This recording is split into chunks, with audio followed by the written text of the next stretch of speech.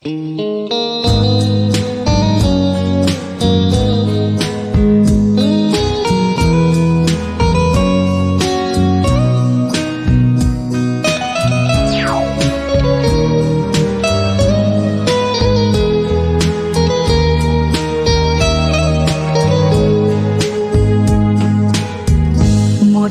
tràng trang nghiêm, một đạo tràng thanh tịnh, cùng niệm A Di Đà.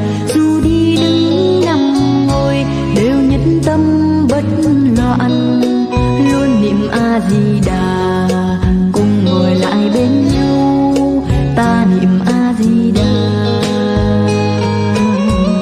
Một đạo tràng an vui dạy mọi người tâm thiện, cùng niệm A Di Đà. Dù đang lúc làm gì đều nhất tâm bất loạn, luôn niệm A Di Đà. Ngày ngày được an vui trong niệm A Di Đà. Nam mô A Di Đà Phật, cho chúng con vượt qua. Thân không mang bao tật bệnh, tâm không còn ưu phiền. Gia quyến được đoàn viên, cùng quay về bờ giác, sống trong niềm an lạc, ngày đêm niệm Di Đà.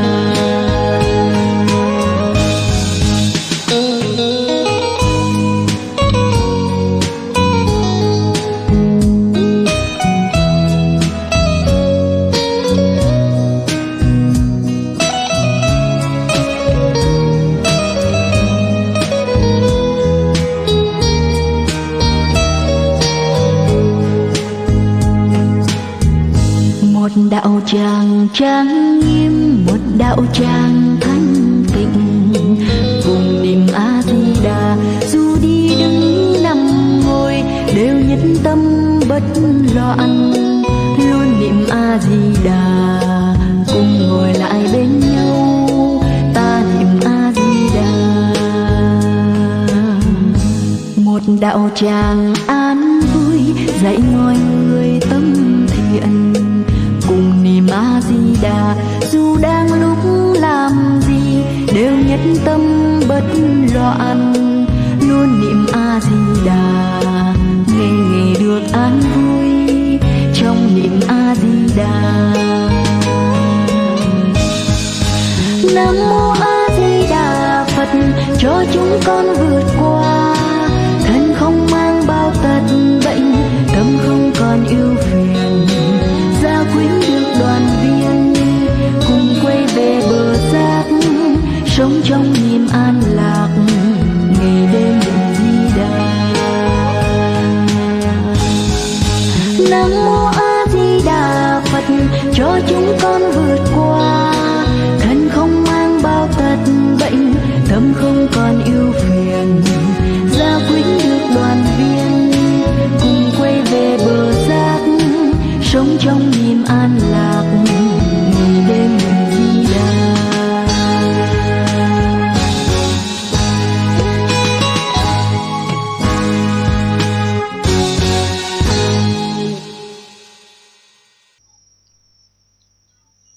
Kính lạy Đức Thầy Thích Ca Mâu Ni Phật. Mô Phật. Về hôm nay cũng có duyên lành về Phật Pháp, mà cũng là ngày 25 tháng 4, thì cũng có ni trưởng tại chùa Phước Thành đây có nhã ý thỉnh tôi đến để trao đổi cùng quý vị trong khóa Phật Thất hôm nay về pháp môn Tịnh Độ. Vậy trước khi đi vào bài giảng, tôi cũng xin cầu chúc cho pháp hội của chúng ta cũng như toàn thể pháp giới chúng sanh đều chống giảng sanh cực lạc và thành Phật đạo. Nam mô A Di Đà. Thì trước khi đi vào bài giảng, tôi xin nói sơ về những cái điểm quan trọng của pháp môn Tịnh Độ. Đúng là hôm nay tôi tính trả bài đấy. Thì thường là khóa Phật đất đây tôi tới 2 ngày. Một ngày đầu giảng, ngày sau là trả bài. Nhưng bữa nay đi thẳng quá thấy Phật tử mới nhiều, Phật tử cũ cũng có, thì trả bài chắc quý vị hơi xa lạ một chút, hơi ngớ ngẩn một chút. Bây giờ pháp môn Tịnh Độ là pháp môn dễ tu, dễ chứng, nhưng khó hiểu. Khó hiểu. Bủa lòng bác ái khắp trời, nói ra những pháp trong đời khó tin, thì đó là pháp môn Tịnh Độ. Thành ra khó tin là bởi vì nó dễ tu, dễ chứng, nhưng mà cái cõi Tịnh Độ nó quá khó hiểu. Nếu chúng ta cứ dựa trên vấn đề hiện tượng giới này, thế giới của tư tưởng, thì chúng ta sẽ không hiểu được thế giới của Tịnh Độ của Phật A Di Đà. Bởi vì nó có hai cái thế giới, một thế giới của Quế Độ và một thế giới của Tịnh Độ. Thế giới Quế Độ là thế giới của tư tưởng, thế giới Tịnh Độ là thế giới của trí tuệ. Mà trí tuệ thì tư tưởng không thể dối tới được, nghĩa là không hiểu được nó. Nói rằng thế giới Tịnh Độ là trơn thì không đúng, mà nói rằng thế giới Tịnh Độ là vọng thì cũng không đúng. Nó là trơn vọng hòa hợp. Còn thế giới Quế Độ chúng ta đang ở đây thì hoàn toàn là vọng. Đó thì chư Phật tử tất cả phải hiểu cái đó. Tôi lấy một cái thí dụ, thì cái đó là do cái cách nhìn thôi, cái nhận thức của mỗi người, mà chúng ta thường kêu là tâm.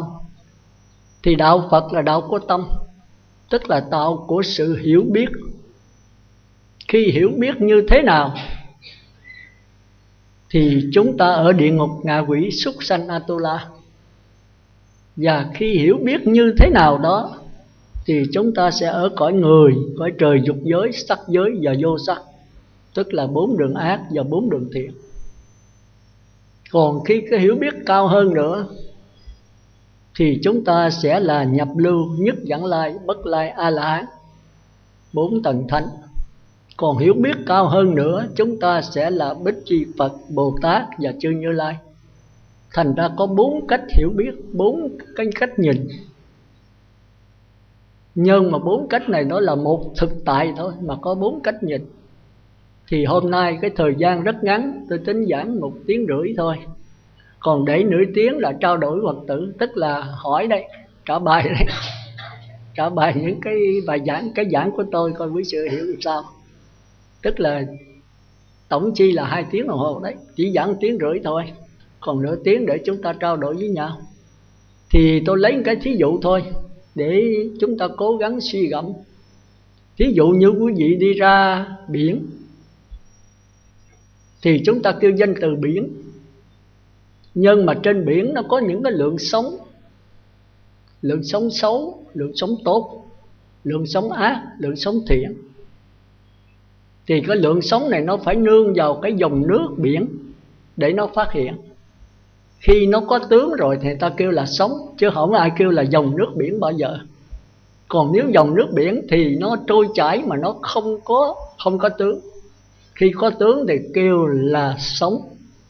Mà nếu cái tướng xấu, tướng địa ngục, tướng ngạ quỷ, súc sanh, Atula, thì đó kêu là tướng của 4 đường ác. Tức là nó có những cái suy nghĩ, những cái tư tưởng đê tiện hèn hạ, tức là chiếm hữu bên ngoài. Thí dụ người đó thích sắc, tài, danh, lợi, ăn uống, ngủ nghỉ, thích sắc thinh hương vị xuất phát, thì do cho cái sắc thân này, đó là lượng sống đê tiện, hèn hạ, xấu xa. Thì cái sống này nó nương vào đâu? Nó phải nương vào dòng nước biển. Thì là cái cõi hiện giờ chúng ta đang ở trong sắc thân này có đủ hết. Rồi bây giờ chúng ta mới dùng pháp đối trị, đè nén, cải sửa. Thành ra chúng ta nghe tất cả tôn giáo đều nói rằng tu là sửa. Thì dầu Thiên Chúa, dầu Tin Lành, dầu Đạo Phật, dầu cho tu tiên, dầu cho Khổng Tử, thì cũng lấy cái sửa làm gốc, tu là sửa, cải sửa. Nhưng mà dừng ở đó thì là đạo trời, đạo người, chứ không phải đạo Phật. từ cái sống ác, sống đê tiện sửa ra sống thiện, sống tốt, sống lành. Thành ra chúng ta thấy hễ ác thì cải sửa thành thiện, hễ xấu cải sửa thành tốt, hễ quấy cải sửa thành phải. Đó là cái cuộc sống hàng ngày của chúng ta. Nhưng nếu chưa đi sâu vào trong đó nữa, nếu chúng ta cải sửa là chúng ta bỏ cái xiềng sắt, xiềng sét để đổi qua cái xiềng vàng, thì nó vẫn là xiềng thôi, mặc dầu là nó quý giá.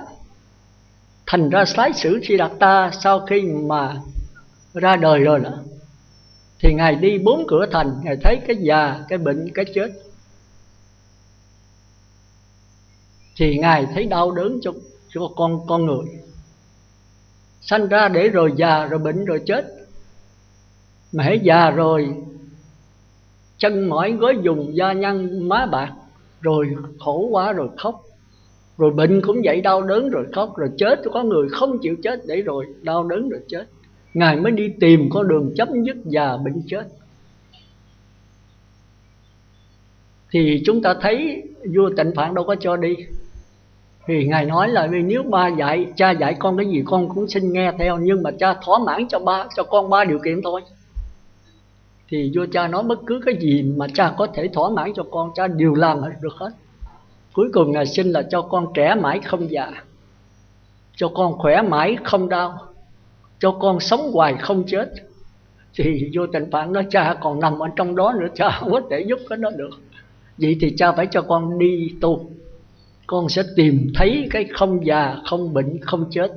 Chừng đó con trở về giúp đỡ cho cha và tất cả quan quân thần dân để thoát khỏi cái già bệnh chết này. Thì Tịnh Phạn làm sao cản được. Rồi cuối cùng Ngài phải ra đi thôi. Và cuối cùng Ngài trở về, Ngài nói nếu con tìm được con trở về gặp cha, còn không được là vĩnh viễn cha con không còn gặp nhau nữa. Rồi cuối cùng Ngài trở về. Thì đã rằm tháng 4 là ngày Phật đản, ngày đản sanh của Thái tử Siddhartha. Mà thật ra cũng là ngày đản sanh của quý vị. Nếu quý vị muốn trả ơn Đức Phật là các vị, quý vị cũng là Phật đản nữa mới được. Tức là quý vị phải tìm thấy không già, không bệnh, không chết. Thì hôm nay tôi muốn nói về vấn đề đó, nhưng mà trong cái thời gian ngắn ngủi là không nói được. Thành ra quý vị phải tu đầu tiên là cải sửa. Từ những cái sống ác, sống đê tiện với sự cải sửa và sống thiện, sống tốt. Nhưng mà vẫn là sống, tức là vẫn mang cái xiềng thôi. Cõi trời giàu là hạnh phúc sung sướng cách mấy thì hết phước cũng luân hồi thôi. Thành cái lối tu đó thì người ta giảng rất nhiều, tôi nói tóm lại thôi. Tức là tu bằng cách định, kêu là chỉ, đè nén nó xuống, và phép quán vô thường, vô ngã, khổ đau. Nếu giảng hai cái này thì phải 4 tiếng hay 6 tiếng mới rõ. Nhưng mà tôi chỉ nói sơ thôi. Hôm nay tôi muốn nói về pháp môn tịnh độ. Tại sao có cái pháp môn tịnh độ này, và nó quý hóa cỡ nào, nó quan trọng cỡ nào. Trong cái thời buổi mà vật chất tăng lên ngút đầu, trong thời buổi mà căn cơ chúng ta mà phước thì mỏng, mà nghiệp thì dày, thì không còn pháp môn nào hơn cái pháp môn này, tịnh độ này hết. Nhưng mà tại sao vậy? Thì hôm nay quý vị phải hiểu cho nó rành. Hiểu rành rồi đó thì các quý vị là không có ai bác quý vị về pháp môn tịnh độ được nữa. Nhưng mà trong cái thời gian ngắn là không được. Tôi chỉ giảng đại khái cho quý vị về suy gẫm. Rồi mai ra chúng ta gặp nhau 3, 4, 5, 7 lần nữa thì chúng ta mới đi sâu vào cho nó rõ ràng hơn. Hôm nay cho quý vị có một cái khái niệm thôi. Bây giờ chúng ta trở lại. Đó thì sau khi mà Thái tử Siddhartha đi tu rồi 6 năm khổ hạnh cho tới độ chết giấc, thì khi tỉnh dậy Ngài thấy là không tìm được cái giải thoát. Rồi Ngài đi tìm đạo, mấy ông quốc đầu là ông Phất A-la-la dạy cho Ngài cái vô sự xứ. Thì nó tương tự như là A-la-hán, nhưng mà nó thuộc về dỗm. Bây giờ người ta kêu là đồ nhái đó, nó giống mà không phải. Thì chỉ có Thái tử Siddhartha mới thấy cái này không đúng. Thì đi qua ông quốc đầu Long Phất dạy về phi tưởng, phi tưởng, nó tương tự như Như Lai. Thì cái này cao quá rồi. Nhưng mà Thái tử Siddhartha nói cái này cũng không phải Như Lai thiệt, mà Như Lai dỗm, là đồ nhái thôi. Thì mấy vị đạo sư nào nói hết rồi, Ngài đi kiếm hết Ấn Độ cũng không có. Thì Ngài nói phải, bây giờ mình tìm ở mình. Đạo có khi ở tại lòng ta, hẳn nhờ định tìm ra, xếp chân ngồi lại kiết già công phu. thì Ngài ngồi dưới gốc Bồ Đề 49 ngày. Ngài phát nguyện rằng nếu tại gốc cây Bồ Đề này, dầu máu có khô, xương có mục, mà ta không tìm thấy được cái đạo giải thoát, không già, không bệnh, không chết, thì ta nguyện chết tại đây, chứ nhất định không đứng dậy đi. Và sau 49 ngày, khi sao mai vừa ló mọc thì Ngài tìm thấy. Thì bắt đầu từ đây mới có đạo Phật. Sau khi Ngài xả định ra rồi, Ngài nói than ôi, tất cả chúng sanh, từ đất nước, lửa gió, cỏ cây, thú, người, trời, Phật, từ ngạ quỷ, súc sanh, A-tu-la, người trời, đều có cái Phật tánh hết, đều là Phật hết. Nhưng mà bị cái tiến trình của năm quẩn sắc thọ tưởng hành thức che mất. Mà bây giờ cái lối tu của Ngài mà tìm thấy đó thì không phải là cải sửa nữa, mà là nhận lại. Bởi vì cái Phật tánh từ xưa giờ, muôn thở từ xưa giờ nó vẫn như vậy, nó không bao giờ mất. Dầu Phật có ra đời, không ra đời thì nó vẫn vậy. Mà nếu không có nó thì toàn thể vũ trụ này không có gì hết. Tất cả chúng sanh phải nương vào nó để mà phát hiện. Thì nó chỉ là sự nhận lại thôi. Thì trong Kinh Pháp Hoa có nói cái đoạn đó đó. Quý vị mà có đọc Kinh Pháp Hoa thì ở đây Kinh Pháp Hoa chắc nhiều người biết. Là cái chàng cùng tử mà đi ăn mày đấy, thì gặp cái người thiện trí thức, nó chỉ là cái hộp hòn ngọc như ý ở trên cái bao áo, ở trên cái chéo áo của ông. Mà nếu ông không nhận được nó thì ông là người ăn mày, còn ông nhận được nó thì trở thành tỷ phú. Mà nhận bao lâu? Nhận từ từ, nhận lai rai, cải sửa để nhận, không có vấn đề đó. Ông nhận là nhận ngay bây giờ và tại đây. Thành ra vấn đề thành Phật là thành thật lập tức, tu nhất kiếp ngộ nhất thời. Thì cái này nó ngược với cái lối tu từ xưa giờ của chúng ta. Thành ra Ngài thấy là không thể giáo hóa được. Tất cả tôn giáo, 62 tôn giáo bạn đều tu là cải sửa hết. Rồi thần thánh hóa cái Phật tánh này là Đức Chúa, là đến A-la-ha gì đó. Bên nội đạo đều thần thánh hóa thành cái con người, chứ thật ra nó không có con người. Đức Phật Thích Ca cũng không phải là Phật tánh. 32 tướng tốt, 80 vẻ đẹp cũng không phải là Niết Bàn. Đó là cái biểu tướng của Niết Bàn thôi. Phải ẩn sâu vào đó thấy được. Vì 32 tướng tốt đó là sống tốt. Nhưng mà nếu nhìn sâu vào trong cái sống đó thì sẽ thấy cái dòng nước nằm trong đó. Nhưng mà nếu mình nhận sống là dòng nước thì hỏng. Thành ra quý vị nhận cái xác thân này là ta thì quý vị hỏng. Nhưng mà quý vị bỏ xác thân này đi tìm cái Niết Bàn, không có. Cái đó là cái chỗ khó khăn nhất của đạo Phật. Tôi muốn trình bày cái đó nhưng hôm nay không có đủ thời giờ. Tôi chỉ giảng sơ cho quý vị nắm thôi. Nếu có gặp nhau chúng ta sẽ đi sâu hơn. Đó, thành ra chúng ta thấy trên cái biển đó có sống thiện, sống ác. Thì chúng ta chính là sống. Chúng ta lấy cái sống ác cải sửa thành sống thiện, kêu là chuyển nghiệp. Chúng ta thấy có quá khứ, có hiện tại, có vị lai. Hiện tại là cái quả của quá khứ, vị lai là cái nhân của hiện tại. Thí dụ như tôi trồng cái hột chanh 3-4 năm về trước, thì hiện tại bây giờ tôi sẽ hưởng cái quả chanh, chứ không thể quả cam được. Thành ra quý vị gieo cái nhân hồi quá khứ thì bây giờ phải chịu lấy tật nguyền, thiếu thốn, nghèo hèn. Quý vị than thanh rất phận, nhưng quý vị đã tạo ở cái tiền kiếp rồi, 1-2 kiếp trước. Thì với cái thời gian, cái duyên đầy đủ thì nó trổ xác thân bây giờ phải sanh trong gia đình nghèo khó, đuôi hết con mắt, cụt hết cánh tay. Quý vị than ai bây giờ? Chính mình tạo mình phải chịu. Nhưng mà tất cả tôn giáo bạn hồi xưa không có chịu mà phải cải sửa. Chúng ta kêu là chuyển nghiệp. Chuyển nghiệp bằng thế nào? Nếu mà mình trồng cái hột chanh hồi trước, bây giờ 3-4 năm có trái chanh rồi, cắn một cái gọt ruột thì chua lét mà vỏ bồ hòn, cắn rồi liền nhả lăn tròn trái chanh, rồi chúng ta chửi trái chanh là sai. Chúng ta có quyền kiếm một chút đường pha vào cái ly nước chanh thành nước chanh ngon ngọt. Rồi nó nhiều quá sư ơi, con gieo giống bây giờ tranh nó cả mấy trăm mấy ngàn trái, thì đem muối để mà bán vậy sao? 3 năm thì nó thành thuốc, 4 năm, 5 năm, 10 năm vẫn còn xài được. Thì cái đó tôn giáo bạn kêu là chuyển nghiệp, mà chúng ta thấy còn khó làm đó, kêu là từ cái tạp niệm chuyển qua cái nhất niệm. Thì cái đó phải tập trung kỹ, mạnh, lâu và sâu. Rồi phải quán cuộc đời là vô thường, vô ngã, khổ đau. Vô thường là gì? Là không bền. Cái vô thường vô ngã quý vị cũng chưa hiểu hả?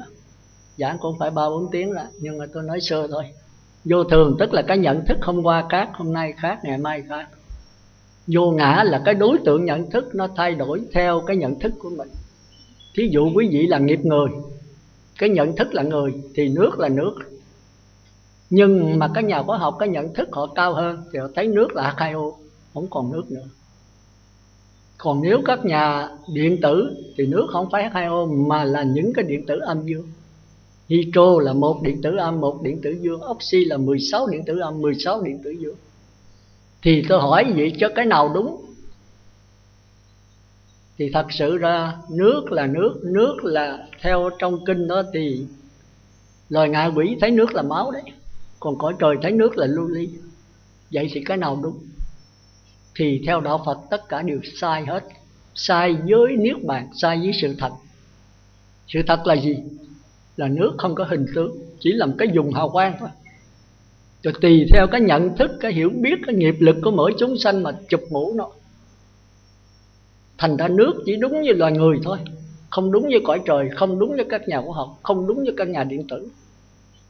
Nhưng mà nếu mình còn mê thì nước vẫn đúng với mình như thường. Ví dụ mà nằm chim bao, trong lúc chim bao thì giấc chim bao vẫn là thật. Không thật sao mình thấy cọp rượt, mình thấy ma nó bắt mình, thức dậy mồ hôi ướt mình hết. Thức dậy thì cảnh không có, nhưng mà mồ hôi vẫn ướt mình, bởi lúc đó là thật. Thì bây giờ quý vị đang chim bao, thì nếu quý vị nói là con không có chim bao, con tỉnh đây sư, nhịn nước đi. Quý vị chừng 4-5 ngày là ngủm cô nghèo liền. Còn nếu thật sự quý vị là vấn giác ngộ thì nhịn nước quý vị vẫn sống như thường. Bây giờ quý vị tu sơ thiền đi, ly dục sanh hỷ lạc, định sanh hỷ lạc. Quý vị nhập vào đó 1 tháng, 2 tháng, quý vị không cần uống nước, không cần ăn uống, vẫn sống như thường. Còn nếu quý vị nhập không được, quý vị là con người thì quý vị phải chết thôi. Phải thấy không? Cái nào không hiểu hỏi.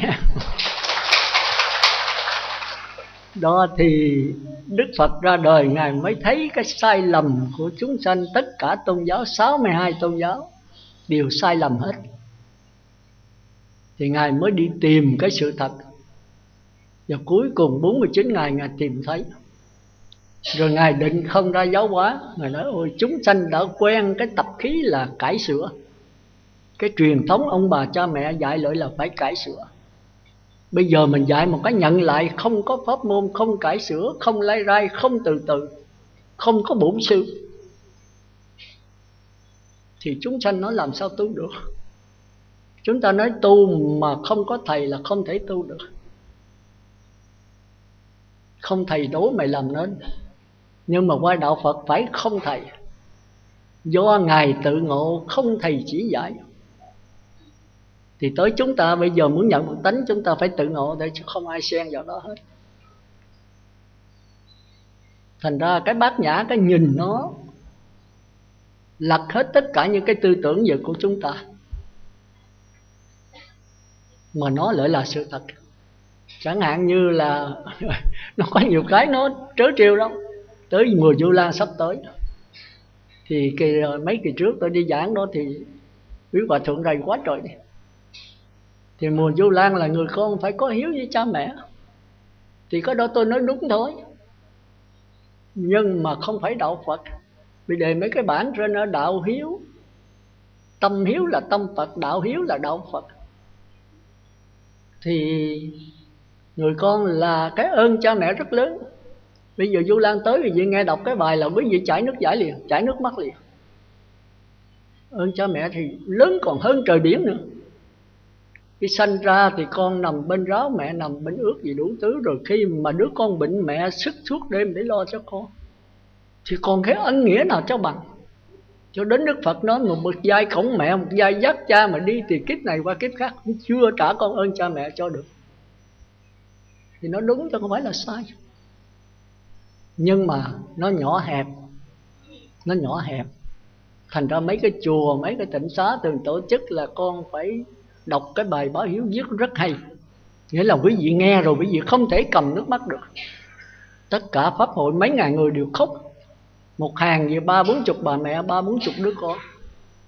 Rồi một người đại diện mới đọc cái đó, rồi mới dâng quà cho mẹ, gắn cái gì, bông hồng cây áo gì đó, gắn vô mẹ, rồi ôm mẹ khóc. Ở ngoài khóc náo trọi hết, nước mũi nước dãi tùm lum. Thì tôi cũng khóc thôi. Nhưng mà tôi thấy là cái bát nhã thì nó không đúng lắm. Nói về tư tưởng của cái hiếu của người trời thì rất đúng. Thì cái này là tâm hiếu là tâm trời, đạo hiếu là đạo trời. Mà nói là mình bắt chước một Kiền Liên, mốc xì gì, không phải một Kiền Liên. Một Kiền Liên cao hơn nhiều. Một Kiền Liên là không có cha mẹ riêng tư nữa. Tất cả chúng sanh trong 6 đường đều là cha mẹ của ta cả. Bây giờ mình có một cha một mẹ thôi. Thì tôi thấy có nhiều Phật tử đó, thí dụ có cha mẹ ở bên Mỹ mà giàu có tiền, có đô la, thì mẹ chết rồi á, mới lấy cái bọc ni lông gì đó, bỏ cái thây mẹ vô đó, mướn trực thăng trở về Việt Nam, tốn 400-500 triệu đó. Rồi chiếc trực thăng mà tội từ đó về đây, có mình mẹ mình thôi, mà cái thây ma của mẹ mình chứ không phải mẹ mình. Rồi ở đây làm cái nhà mồ cũng 300-400 triệu. Rồi mẹ chết tốn gần 1 tỷ. Mà trong lúc đó người lối xóm mình cách có 2-3 căn nhà bệnh mà không có tiền, mình bố thí là 1 triệu, 2 triệu, 3 triệu để đưa vào đó lên Sài Gòn trị bệnh. Bà đâu có tiền mà trị. Không là không, cả đó bà chết. Thì ở ngoài đời đâu có trách được, dĩ nhiên là không trách được, đâu phải mẹ tôi. Mẹ tôi lo cho tôi, giờ tôi lo lại cho bà thì là đúng, chứ không phải sai. Nhưng mà nó quá nhỏ hẹp.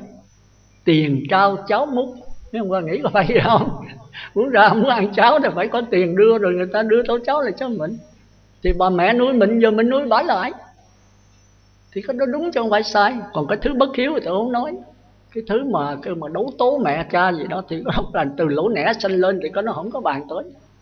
Còn cái này vẫn có hiếu đấy. Nhưng mà mở cái tâm rộng hơn nữa. Tại sao mình có một mẹ không? Còn người lối xóm không phải mẹ mình sao? Con chó ở trong nhà không phải mẹ mình sao? Cái này chỉ có đạo Phật mới dám nói thẳng như vậy. Con heo ở trong nhà không phải mẹ mình sao? Mà mình chỉ cha có một mẹ mà lo cho đúng thì không nói gì. Như mẹ mình hấp hối, bệnh hoạn, còn sống mình lo cho mẹ ăn mặc ở bệnh, đúng. Nhưng mà cái này không khéo thành bất hiếu. Cái tiểu hiếu mà không khéo thành bất hiếu. Bởi vì cha mẹ ăn mặc ở bệnh lo cho đầy đủ rồi, cha mẹ cũng chết thôi. Thân này giỏi lắm, 50-70 năm, 80 năm rồi cũng chết thôi. Nhưng mà cái linh hồn không chết. Mà nếu cha mẹ mình bây giờ sống đầy đủ hết trơn mà chết làm con súc, con chó mình chịu không? Mình phải nhìn cho sâu như vậy. Thành ra đạo Phật nói cái tiểu hiếu là lo ăn mặc ở bệnh mà không khéo thành bất hiếu. Còn cái trung hiếu là lo ăn mặc bệnh mà phải lo về linh hồn của mẹ nữa. Linh hồn của mẹ là sao? Là mẹ chết rồi mẹ phải sanh về cõi trời. Nhưng mà cõi trời mình cũng không muốn cho mẹ thành Như Lai thôi. Nhưng mà Như Lai làm sao làm nổi, thời buổi này làm sao làm nổi, mấy ông xuất gia như tôi cũng không có thể đắc Như Lai trong kiếp này. Nếu có Phật Thích Ca là tôi đắc đấy. Phật Thích Ca chết rồi.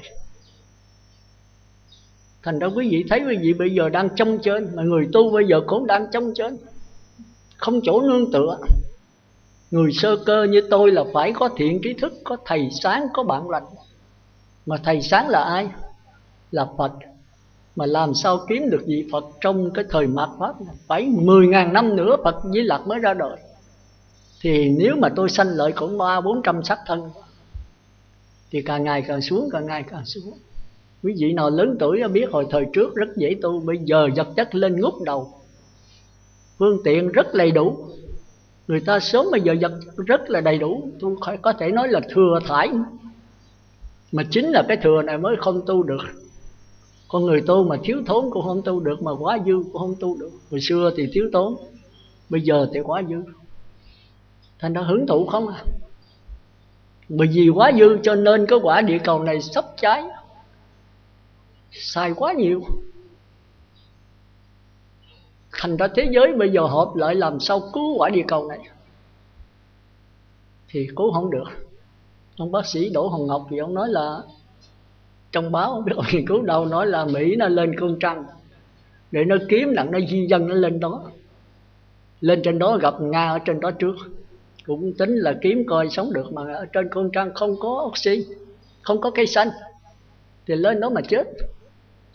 Rồi vài ngày sau gặp cái ông Trung Quốc lên nữa cũng kiếm để di dân, rồi vài bữa sau nữa gặp ông Ấn Độ lên nữa cũng kiếm để di dân. Cuối cùng gặp mặt nhau rồi đầu hàng. Và mấy cái hành tinh khác thì cũng không có sự sống.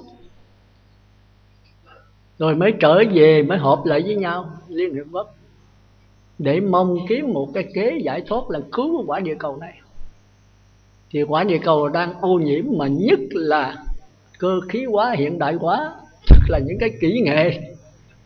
Mà kỹ nghệ nặng nhất đó là Mỹ. Nước nó giàu thì bán giàu. Bây giờ thế giới đề nghị là những cái xưởng đó bớt lại, hay là ngưng sản xuất luôn. Cái ông Mỹ đâu có chịu. Trời ơi, nước nó giàu nhất mà bây giờ ngưng sản xuất, rồi phải sa thải một số nhân công, rồi nước nó sẽ xuống kinh tế, ngũ giác đài nó bị sập rồi, bây giờ xuống nữa nó không chịu.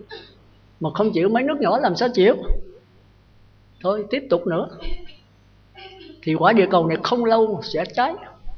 Nóng thì nóng 40 mấy 50 mấy độ, nhiệt độ của mình có 37 à. Mà lạnh thì lạnh chết màu, dưới 0 độ, 10 độ, 20-30 độ dưới 0 độ. Còn hạn thì hạn dữ lắm, mà mưa thì mưa lũ lụt luôn. Bây giờ nó như vậy đó.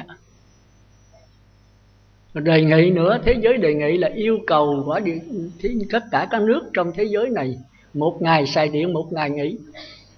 Không có nước nào chấp nhận. Những cái điện đó là ô nhiễm môi trường cũng dữ. Rồi những cái xe hơi, những cái xe Honda mà Việt Nam bây giờ Honda tràn đầy hết, nó phóng những cái oxy, những cái than khí, những cái khói đó, ô nhiễm môi trường. Thành nó cầu bây giờ đủ thứ ô nhiễm hết. Rồi sản xuất thì càng ngày càng sản xuất nhiều, kinh tế thì giàu, nước nào kinh tế giàu là nước đó giàu.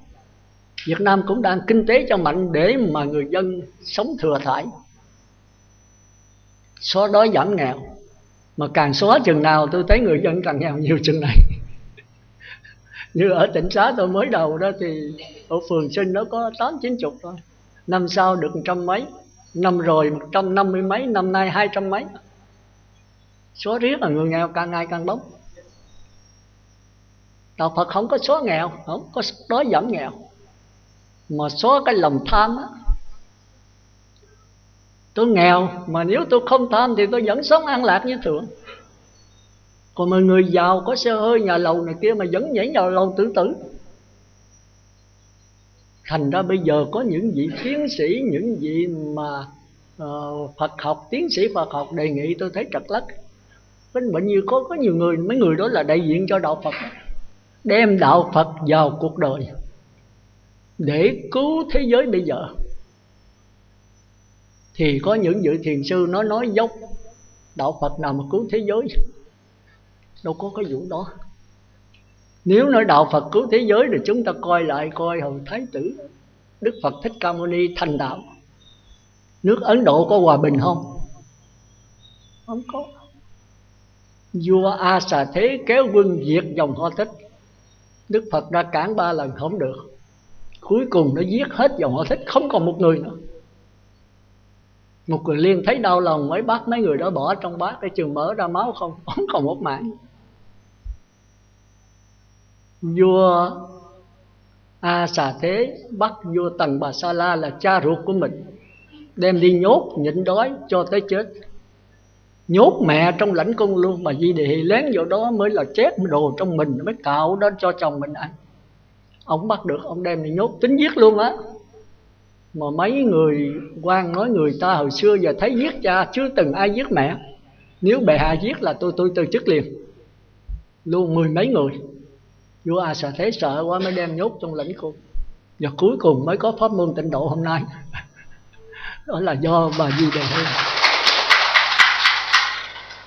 Thì chúng ta mới thấy là vấn đề khó khăn. Tôi nói đại khái như vậy thôi, thì chúng ta phải hiểu.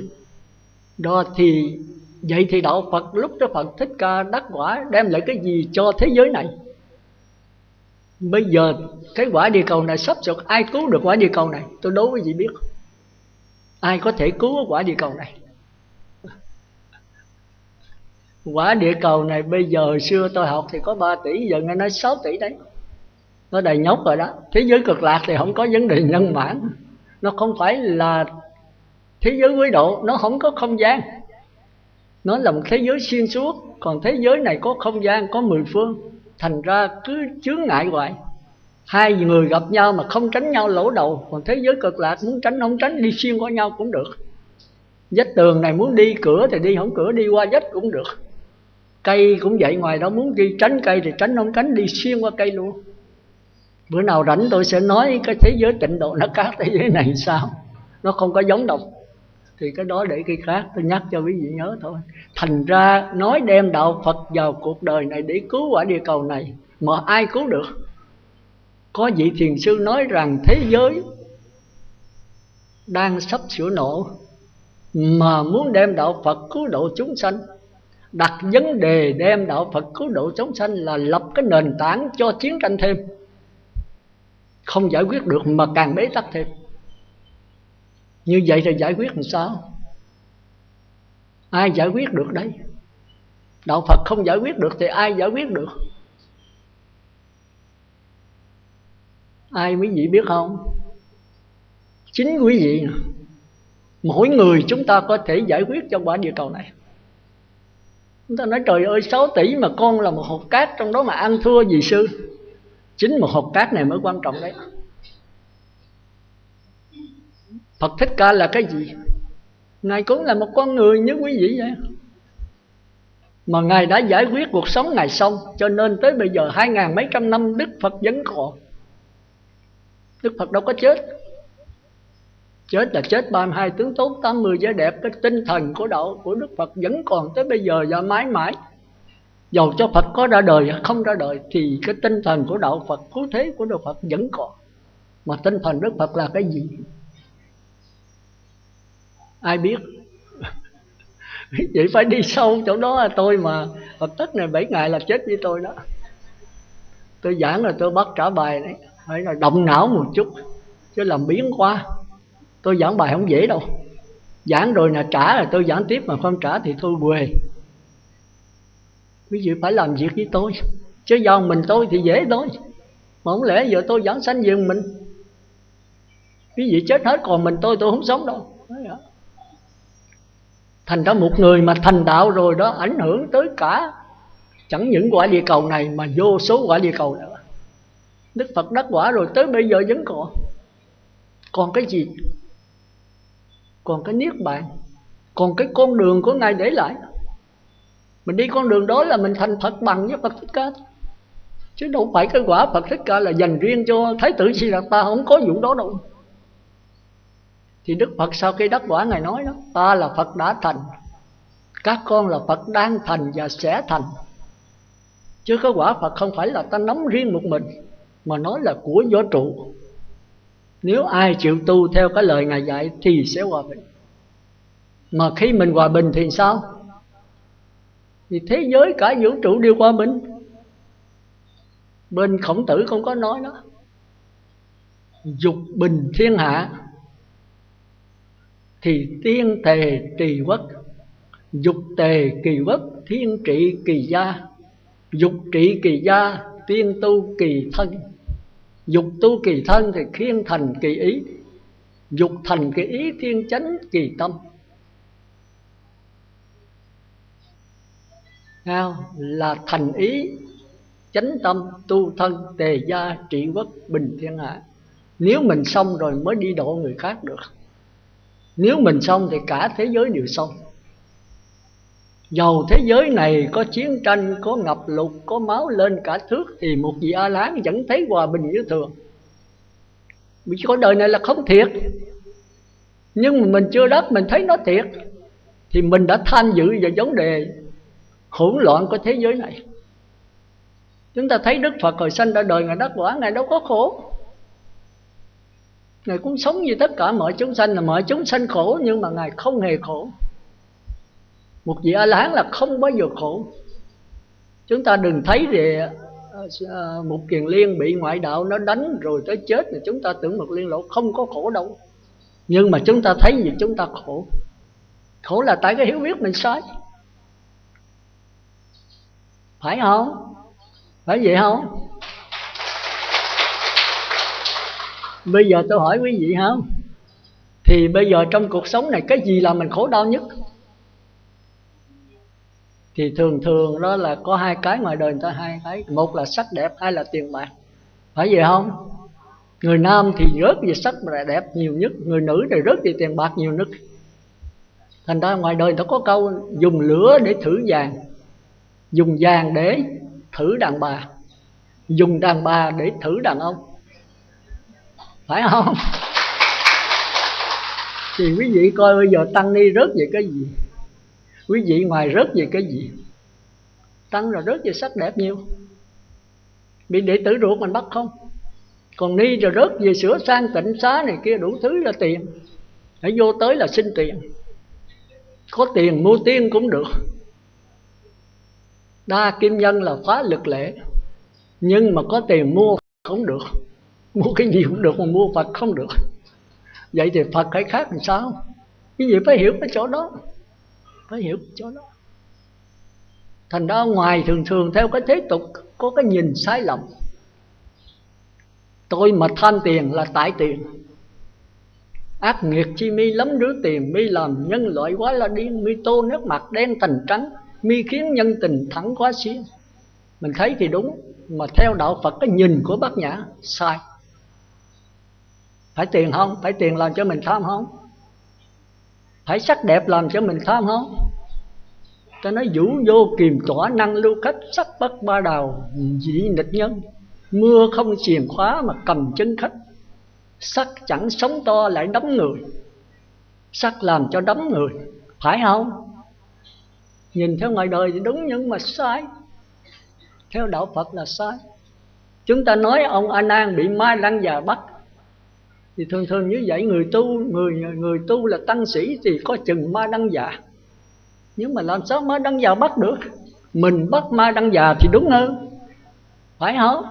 Mình tham tiền thì đúng hơn, chứ tiền nào là mình tham. Nếu mà tiền làm tham thì Đức Phật cũng vẫn tham tiền như thường. Còn nếu sắc đẹp mà làm cho mình si di thì Đức Phật vẫn mê gái như thường. Phải không? Thì tại mình chứ. Mình nói là coi chừng người nữ bắt mình, chứ thật sự mình bắt người nữ. Mình là trưởng phu mà. Tất cả gì nào biểu diễn là mình thấy mình mê thôi. Thành ra quý vị phải hiểu sâu xa chỗ đó. Chính mình ham tiền chứ không phải tiền ra mà làm cho mình ham. Chính mình ham sắc đẹp chứ không phải sắc đẹp làm cho mình ham. Mà tôi đố quý vị cái gì làm cho mình ham tiền, cái gì làm cho mình mê sắc. Tôi đố quý vị biết đó. Ban đầu quý vị thì đổ về tiền, đổ về sắc đẹp, thì tôi vạch ra quý vị thấy là sai. Quý vị thấy một Kiền Liên nghe không? Ngài đi Bát gặp bà Liên Hoa Sắc. Bà này đẹp lắm nha. Bà có hai đời chồng. Chồng trước đó thì lấy mẹ ruột. Bà chán nản bà bỏ đi, âm thầm bỏ đi. Đi chợ rồi về thấy mẹ mình ăn nằm với chồng rồi. Mẹ ruột đó. Bà mẹ cũng rất đẹp, hai mẹ con rất là đẹp. Bà âm thầm bỏ đi. Đi rồi gặp cái ông triệu phú đó, vợ vừa chết và đi bán từ nước này qua nước khác. Thấy cổ ngồi bên lề đường mới ghé vô, thấy bà này đẹp quá, mới hỏi hai và xin chở cổ. Thì cổ bây giờ đi đâu giờ, sẵn hôm nay đi chở. Thì lên trên xe ngồi hai người nói chuyện với nhau. Rồi cái thấy ông này bị chồng chết, ông này mới ngỏ ý muốn cưới cổ làm vợ. Cổ đồng ý. Tức là về mà cái gia tài của ông này rất là đồ sộ, lớn quá trời. Cổ về cổ quản lý gia tài. Thì ông chồng này thấy tội nghiệp cái cô Liên Hoa Sắc này, về phải quản lý gia tài quá lớn, cổ mệt. Thì mới đề nghị với Hòa Liên Sắc là kiếm một người thiếp. Thiếp tức là ta kêu là vợ bé đấy. Thì bà Liên bắt đầu không chịu, nhưng sau này thấy ông chồng mà nói có lý thì về bà cũng làm lớn thôi, thì mấy người này là người hầu của bà thì chịu. Ông chồng mới dẫn về một cô gái chừng 16-17 tuổi rất là đẹp. Thì hai người hiếp nói cô này rất là dễ dạy, thì theo bà Dương Sắc. Bữa đó bà mới bắt chí cho cái cô vợ bé này. Thì bà thấy trên đầu có cái thẹo, bà mới hỏi. Người này mới nói rồi đó, mẹ con đó thì con đừng làm ấy đó, mẹ con mới sắc đồ ở trên cái thớt, cái dao nó rớt xuống đây là đổ lỗ máu đầu, thì mới có cái thẹo đó. Bà nghe bà xanh máu mặt hết. Cái đó chính là bà làm rớt cái lao xuống đầu đứa con mình. Bây giờ mình lại lấy chồng mình lấy con ruột của mình. Bà khổ quá, bà khổ, lấy cuộc đời sao mà khổ. Người đàn ông gì mà ác nghiệp quá. Hồi trước thì là chồng của mình lấy mẹ ruột mình, bây giờ chồng của mình lấy con ruột mình. Bà mới âm thầm, đứa con đâu có biết, âm thầm bà bỏ nhà bà đi. Bà đem theo một số tiền rất lớn, giàu lắm mà. Thì bà tới cái dòng sông đó, bà tính tự tử, khổ quá. Bà dòm cái mặt xuống dòng nước, bà thấy mình đẹp quá, mình còn đẹp quá trời đi, mình tự tử. Ủa, tại sao mình không đem sắc đẹp này quyến rũ mấy thằng đàn ông, hại cho nó chết luôn. Nó đã lấy mẹ mình, nó lại lấy con ruột mình, bây giờ mình phải trả thù nó. Bà mới đem số tiền mua một cái khu vườn thật là đẹp. Thì tất cả công tử vua quan này kia thấy sắc đẹp của bà mê đến là bà làm tàn gia su lục hết. Tại là bà lấy tiền mà bà đẹp lắm, bà biểu diễn đủ cách hết. Thì ông nào cũng mết bà hết, bỏ nhà bỏ cửa mà vô đó bao nhiêu tiền đều đóng vô cổ hết. Đặng mà thỏa cái tức giận mấy người đàn ông háo sắc. Thì bữa đó bà mới gặp một Kiền Liên đi bác. Thì bà mới thấy một Kiền Liên đẹp trai quá. Bà nói thằng cha này cũng đàn ông nữa, nó đi tu là chắc nó cũng hại người đàn bà nhiều lắm rồi, mình phá nó thử coi. Bà mới lợi xá một Kiền Liên. Bà nói giờ con không có đem gì theo hết, cho thỉnh ngài vô trong giường con cúng dường. Một Kiền Liên tưởng thiệt mới đi vô theo trong giường đó, vô cái bà biểu diễn. Diễn một Kiền Liên Đắc A La Hán mà đâu có động tâm. Bà nhào tới thấy một Kiền Liên đứng sưng sững à, mà nói cái ông này sao mà bộ cây đá hay sao mà thấy đứng sưng sững, không trước cái sắc đẹp mình biểu diễn vậy ai cũng rớt hết, mà cái thằng cha này sao nó vững quá. Bà nhào tới bà ôm một Kiền Liên. Thì một Kiền Liên mới hiện thần tâm bay lên trên trời. Bà hết hồn mới nói thôi gặp thánh tăng rồi. Bà mới quỳ xuống, bà lễ lại, bà sám hối. Thì một Kiền Liên mới hỏi cái sự cớ này, tại sao bà đi làm gái lầu xanh như vậy. Thì bà mới kể cho nghe. Bà kể cái uất ức của bà, cái tâm sự riêng của bà. Một Kiền Liên nghe cảm thông. Một Kiền Liên mới kể câu chuyện là đạo quả cho bà nghe, cái nhân quả luân hồi có quả báo này kia. Bà nghe bà sợ, bà mới xin xuất gia. Một Kiền Liên nói giờ đi Thế Tôn, có đứng Thế Tôn đây, Thế Tôn sẽ chứng minh xuất gia cho bà. Đó, một Kiền Liên mới dẫn bà về gặp Phật Thích Ca, ra thuyết bài pháp bà đắc quả nhập lưu. Chúng ta thấy hồi xưa nó ngon vậy đó. Tôi mà thuyết 100 lần không bằng Đức Phật ra thuyết một lần. Một lần là quý vị đắc quả nhập lưu về cực lạc liền. Còn tôi thuyết 100 lần ở đây biết có về hết không. Thì chúng ta thấy là thành tăng bây giờ nó khó, bởi vì tôi chưa đắc. Còn Ngài là Như Lai, Ngài đủ cái sức để chiếu vào A Lại Gia từng cá nhân, biết cái trình độ của mỗi chúng sanh, ghiền cái gì, thích cái gì, Ngài phá những cái đó, thì đắc quả mau lắm. Thì thôi chúng ta trở lại. Thành ra chúng ta thấy là cái háo sắc, háo tiền không phải ở tiền, không phải ở sắc, mà ở chính mình. Thì chúng ta thấy mà ông A Nan mà đi với Phật Thích Ca đi ngang đó, thì đi sớm đi bát đó, thì A Nan thấy vàng sao nó rớt ngoài đường. Ngài mới nói bạch Thế Tôn, vàng nó rớt dọc đường. Thì Đức Phật nói cái đó là cọp đấy con. Đấy thấy vàng thì ngày đó là cọp đấy. Thì A Nan mới thấy làm lạ, sao Đức Phật nói cái này là mình thấy là vàng mà Ngài thấy là cọp. Ngài thấy đó là, quý Ngài dùng danh từ gì nè, hả? Là con rắn độc. Là con rắn độc.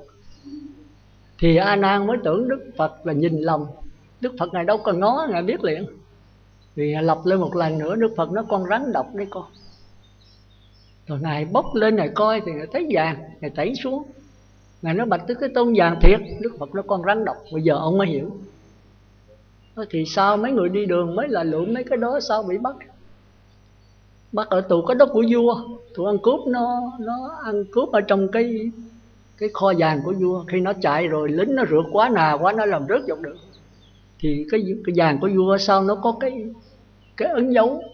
Thành ra vua mới ra lệnh mấy cái tiệm bán vàng đó mà thấy cái ấn dấu đó là phải giữ cái người đó lại. Thì mấy cái tiệm nó bắt được rồi nhốt. Mấy người mua này, mấy người bán này đâu phải là ăn cướp, nó lượm được thôi, cũng như A Nan lượm. Thì cuối cùng vô tù. Đức Phật nhà vua xử tử hình. Thì nó vô trong đó, mấy người đó mới nhớ lại lời Đức Phật nói đó là con rắn độc thiệt. Mình nói nếu con vàng này con rắn độc, tao lượm nó, tao về tao làm giàu để coi nó có cắn tao chết không. Thì bây giờ sắp sửa cắn chết. Thì vô trong tù nó mới than với nhau. Thì bữa đó nhà vua ngủ không được, khiến ông mới đi lại cái chỗ tù, ông rình nghe. Ông nói chết cha, vậy thì mấy thằng này nó bị qua. Sáng ông mới đi kiếm Đức Phật, ông hỏi, Đức Phật mới xác nhận. Đức Phật xác nhận mới được tha đấy. Rồi chúng ta thấy là cái vàng nó nguy hiểm vậy đó. Nhưng mà chúng ta nói vàng làm cho mình tham, thì đó nói theo đời thôi. Ác nghiệp chi mi lắm rứa tiền, mi làm nhân loại quá ra đi, như tô mất mặt đen thành trắng, như khiến nhân tình thẳng quá xiên, mi đạp lưng thường vô một số, mi xui nhân nghĩa dạt đôi đường. Chúng ta thấy bây giờ anh em rầy nhau cũng là vàng. Mà thế giới giờ đang chiến tranh 2 lần. Đệ nhất thế chiến, nhì thế chiến là gì? Kinh tế. Kinh tế là gì? Là ông nội của vàng, ông nội của đô la. Thì bây giờ cũng đang tiến ra kinh tế. Nước nào cũng là cơ khí hóa, hiện đại hóa gì đó tùm lum. Ở Việt Nam mình cũng vậy, đề bản lên. Trẻ em là tương lai của cơ khí hóa. Kinh tế mà càng mở mang thì tiền bạc nhiều thì dân giàu nước mạnh. Mà đúng vậy hay không? Theo đạo Phật là sai. Chúng ta nói có tiền mua tiên cũng được, mà người tu xuất gia rồi có tiền thì chết, không tiền mới là sống. Còn quý vị ngoài mà không tiền là chết, có tiền thì sống. Nhưng mà sống ở trong địa ngục ngạ quỷ nếu chưa đắc quả. Như vậy cái gì làm cho mình tham nè? Không phải vàng, không phải sắc đẹp, thì cái gì làm cho quý vị tham? Ai biết? Ông có cái micro đâu?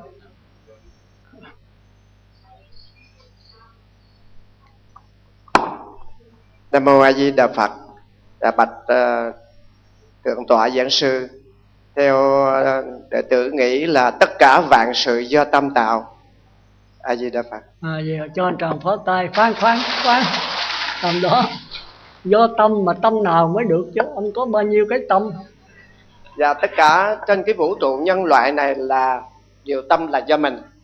Mà nói xa thì tất cả là cả thế giới mình đưa còn tất cả chúng ta. Tức đó là có thượng tọa. Ông có bao nhiêu thứ tâm, ông nói tôi nghe coi. Dạ thầy, tâm.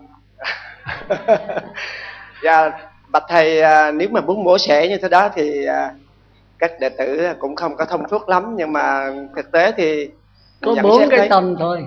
Dạ. Một là sát thân, là chưa có cái biết. Dạ, cũng như có những cái câu bằng chứng nói như thế này: như lòng biển cả bao dung chứa muôn rác rến lạ lùng vẫn xanh. Cái đây là tượng trưng cho chữ tâm. Dạ. Thôi được, ngồi xuống đi. Cho anh Tròn phó tay. Thì theo đạo Phật đó, chúng ta có 4 cái tâm. Một là sắc thân thì chưa có cái tâm, nghĩa là chưa có cái phân biệt, chưa có cái biết. Hai là cảm giác, là cái biết mà chưa phân biệt, tức là cảm giác dễ chịu, khó chịu, không dễ chịu, không khó chịu, chứ chưa có sự phân biệt. Cái thứ ba là tư tưởng. Cái anh này mới là độc đáo, anh phân biệt. Cái thứ tư là ý chí, tính toán đắn đo, quyết định để hành động tạo nghiệp. Cái này chúng ta kêu là nghiệp, tức là thức thứ 7. Còn thức thứ 8 là cái kho chứa tất cả kinh nghiệm, kiến thức, ký ức, kỷ niệm, tội phước. Chúng ta có 4 cái tâm. Cái tâm đầu là cảm giác, có cái biết mà chưa có sự phân biệt, kêu là 5 thức đầu. Cái tâm thứ nhì là tư tưởng, là thức thứ 6. Nó mượn cái óc để phát hiện, tức là phân biệt phải quấy tốt xấu, đặt tên thịnh suy dinh nhục lợi hại là do cái anh thứ sáu này. Rồi anh thứ bảy là anh thứ sáu đề nghị, rồi ảnh lựa chọn đắn đo, có lợi cho cái linh hồn, cho cái A Lại Gia của ảnh quyết định sai 5 cái thức đầu hành động tạo nghiệp. Còn cái anh chủ ở trong là cái kho chứa tất cả kinh nghiệm, kiến thức, ký ức, kỷ niệm, tội phước đều chứa trong cái kho đó. Như vậy anh nào quan trọng nhất? Anh cảm giác quan trọng hay anh tư tưởng quan trọng, hay anh ý chí nghiệp quan trọng, hay anh A Lại Gia thức, kinh nghiệm, kiến thức quan trọng? Cái nào quan trọng? Ở trong mấy ông mấy bà đó, bữa nay tôi mổ xẻ hết, tôi khui ra hết. Ông mấy bà chẳng biết gì về mình hết. Ý chí nó quyết định hành động, nhưng mà sự phân biệt cho rõ ràng thì chính là tư tưởng. Ý chí là cái anh ngu nhất trong các anh em này. Thành ra trong duy thức nói bát cá đệ vinh nhất cá si, như hữu nhất cá tối linh ly. Trong 8 anh em nó có một anh ngu si nhất, đó là anh ý chí. Tôi hỏi quý vị ha, bây giờ ông vua là cái kho chứa tất cả gian sang gấm dốc vàng bạc khí giới này kia đủ hết, là cái kho thôi. Anh đại tướng là anh nghiệp, tức là thức cái bãi ý chí, nó rành ở trong kho cái gì hết, nhưng mà nó không có sự phân biệt. Thì cái anh quân sư là thức thứ sáu tư tưởng đó mới phân biệt. Nhưng mà muốn phân biệt thì phải có số vốn kinh nghiệm kiến thức, mà số vốn này là do ông vua ổng chứa, mà moi trong cái số vốn này ra cung cấp cho ảnh, đó là anh đại tướng nghiệp thức thứ bảy.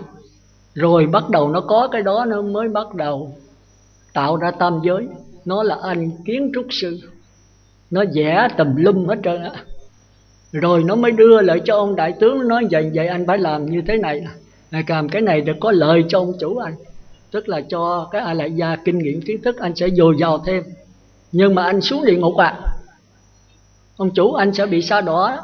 Thì cái ông mặt ma nói được, miễn là có lợi cho ông chủ tôi thôi, xuống địa ngục cũng được. Thôi hành động liền. Thành ra cái anh đại tướng này là đại tướng mặt đen. Rồi bây giờ cái anh thức thứ sáu nó lựa chọn, nó nói cái này có hại cho ông chủ anh nhưng mà anh chủ anh sẽ tiến tới niết bàn đấy, sẽ đi tới con đường thiện đấy.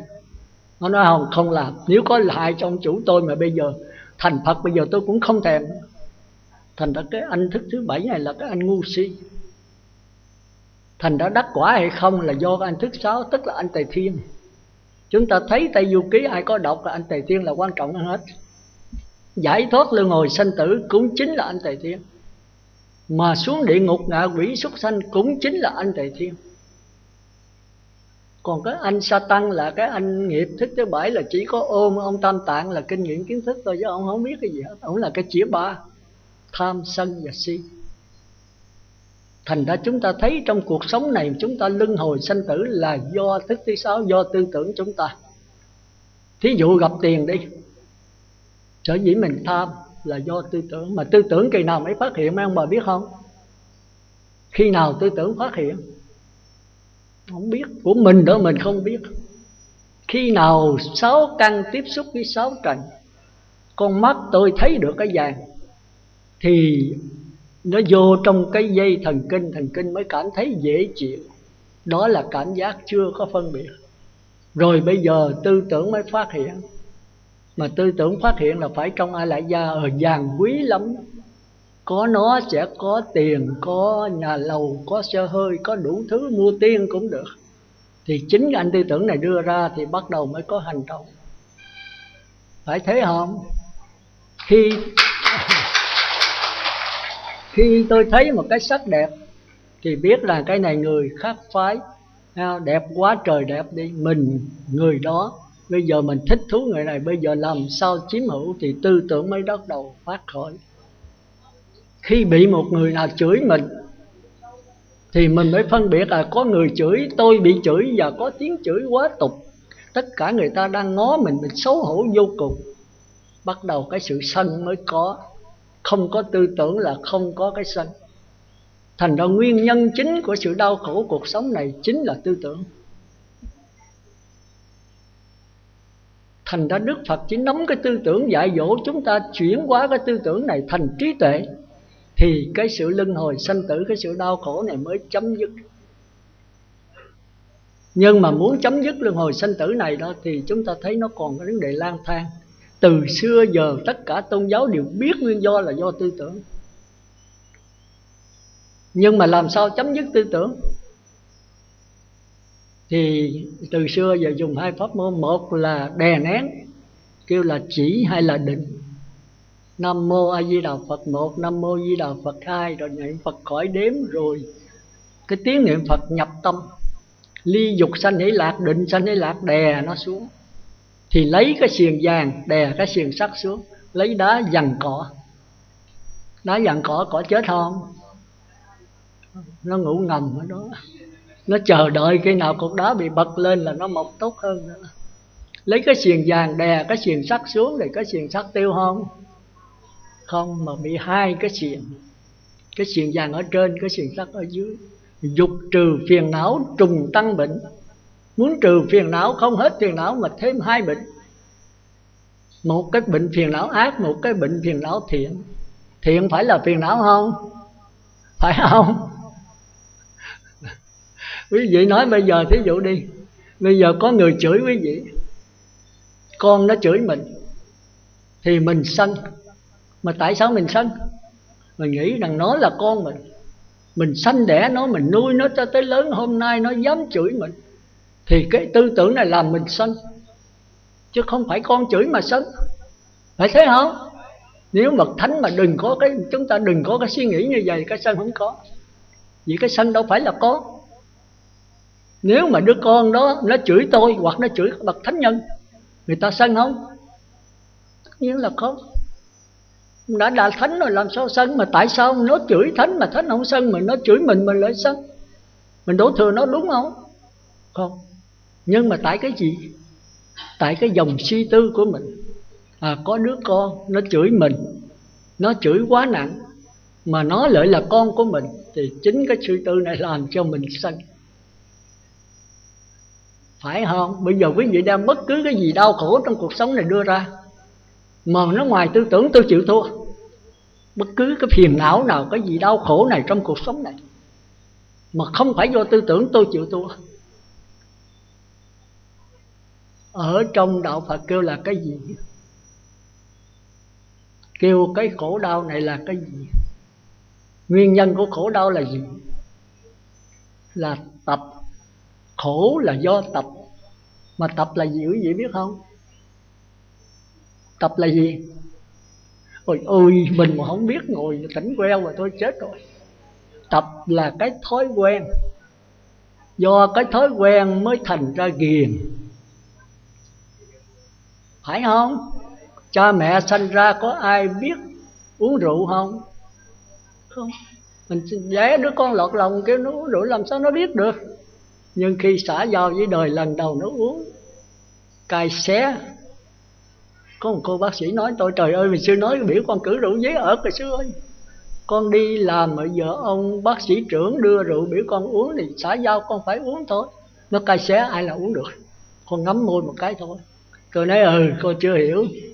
Một lần chưa gì, 2 lần, 3 lần thì nó bớt cay rồi. Lần thứ 5, thứ 6 bắt đầu nó hơi ngọt. Chúng ta là cái con đười ươi. Biết con đười ươi không? Quý vị biết người ta bắt đười ươi bắt làm sao không? Người ta để cái cần, cái kêu mà cái rượu, cái ché, cái bình rượu giống người dân tộc thiểu số, người ta để cái cần vô trong đó. Thì để rượu trong đó út thật là thơm, nó bay mùi. Thì cái đó bám bầy đười ươi nó dưới gió, nó hửi cái mùi đó, cái nó khoái. Khoái nó lên lại gần, cái nó biết người ta gạt nó, hãy đút vô là chết. Nó chửi, chí chó là nó bỏ đi. Đi chừng 10 mấy bước nó quay lại nó ngó. Vì cái ngó này mà chết nó. Ngó rồi bước trở lại 5-7 bước tới cái ché, rồi biết người ta gạt mình bỏ đi nữa. Đi chừng 7-8 bước thôi, quay lại ngó. Rồi trở lại, rồi đi chừng 4-5 bước thôi, rồi trở lại. Rồi 1-2 bước. Rồi cái ngửi, bị cái ngửi mà chết. Ngửi thì nó tốn quá. Ngửi rồi cái thôi kê cái miệng tu một chút. Chút rồi thấy nó vô cỏ nó ngọt quá, thơm quá, bỏ đi không đành. Trở lại tu 2 lần, rồi tu 3 lần, rồi 4 lần, rồi không biết trời đất là gì hết, đi ngã bên này ngã bên kia, người ta mới ùa ra bắt làm sát trái. Chúng ta nói con đười ươi này nó ngu, ngu không? Mà đười ươi là ai quý vị biết không? Đười ươi là tôi, là quý vị đấy. Nếu không phải đười ươi là chúng ta không sanh xuống đây đâu. Chúng ta về cực lạc vậy, chúng ta không ở đây. Bởi vì đười ươi cho nên phải mang thân hôm nay.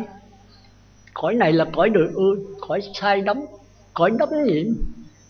Đắm nhiễm sắc, tài, danh, lợi, ăn uống, ngủ nghỉ.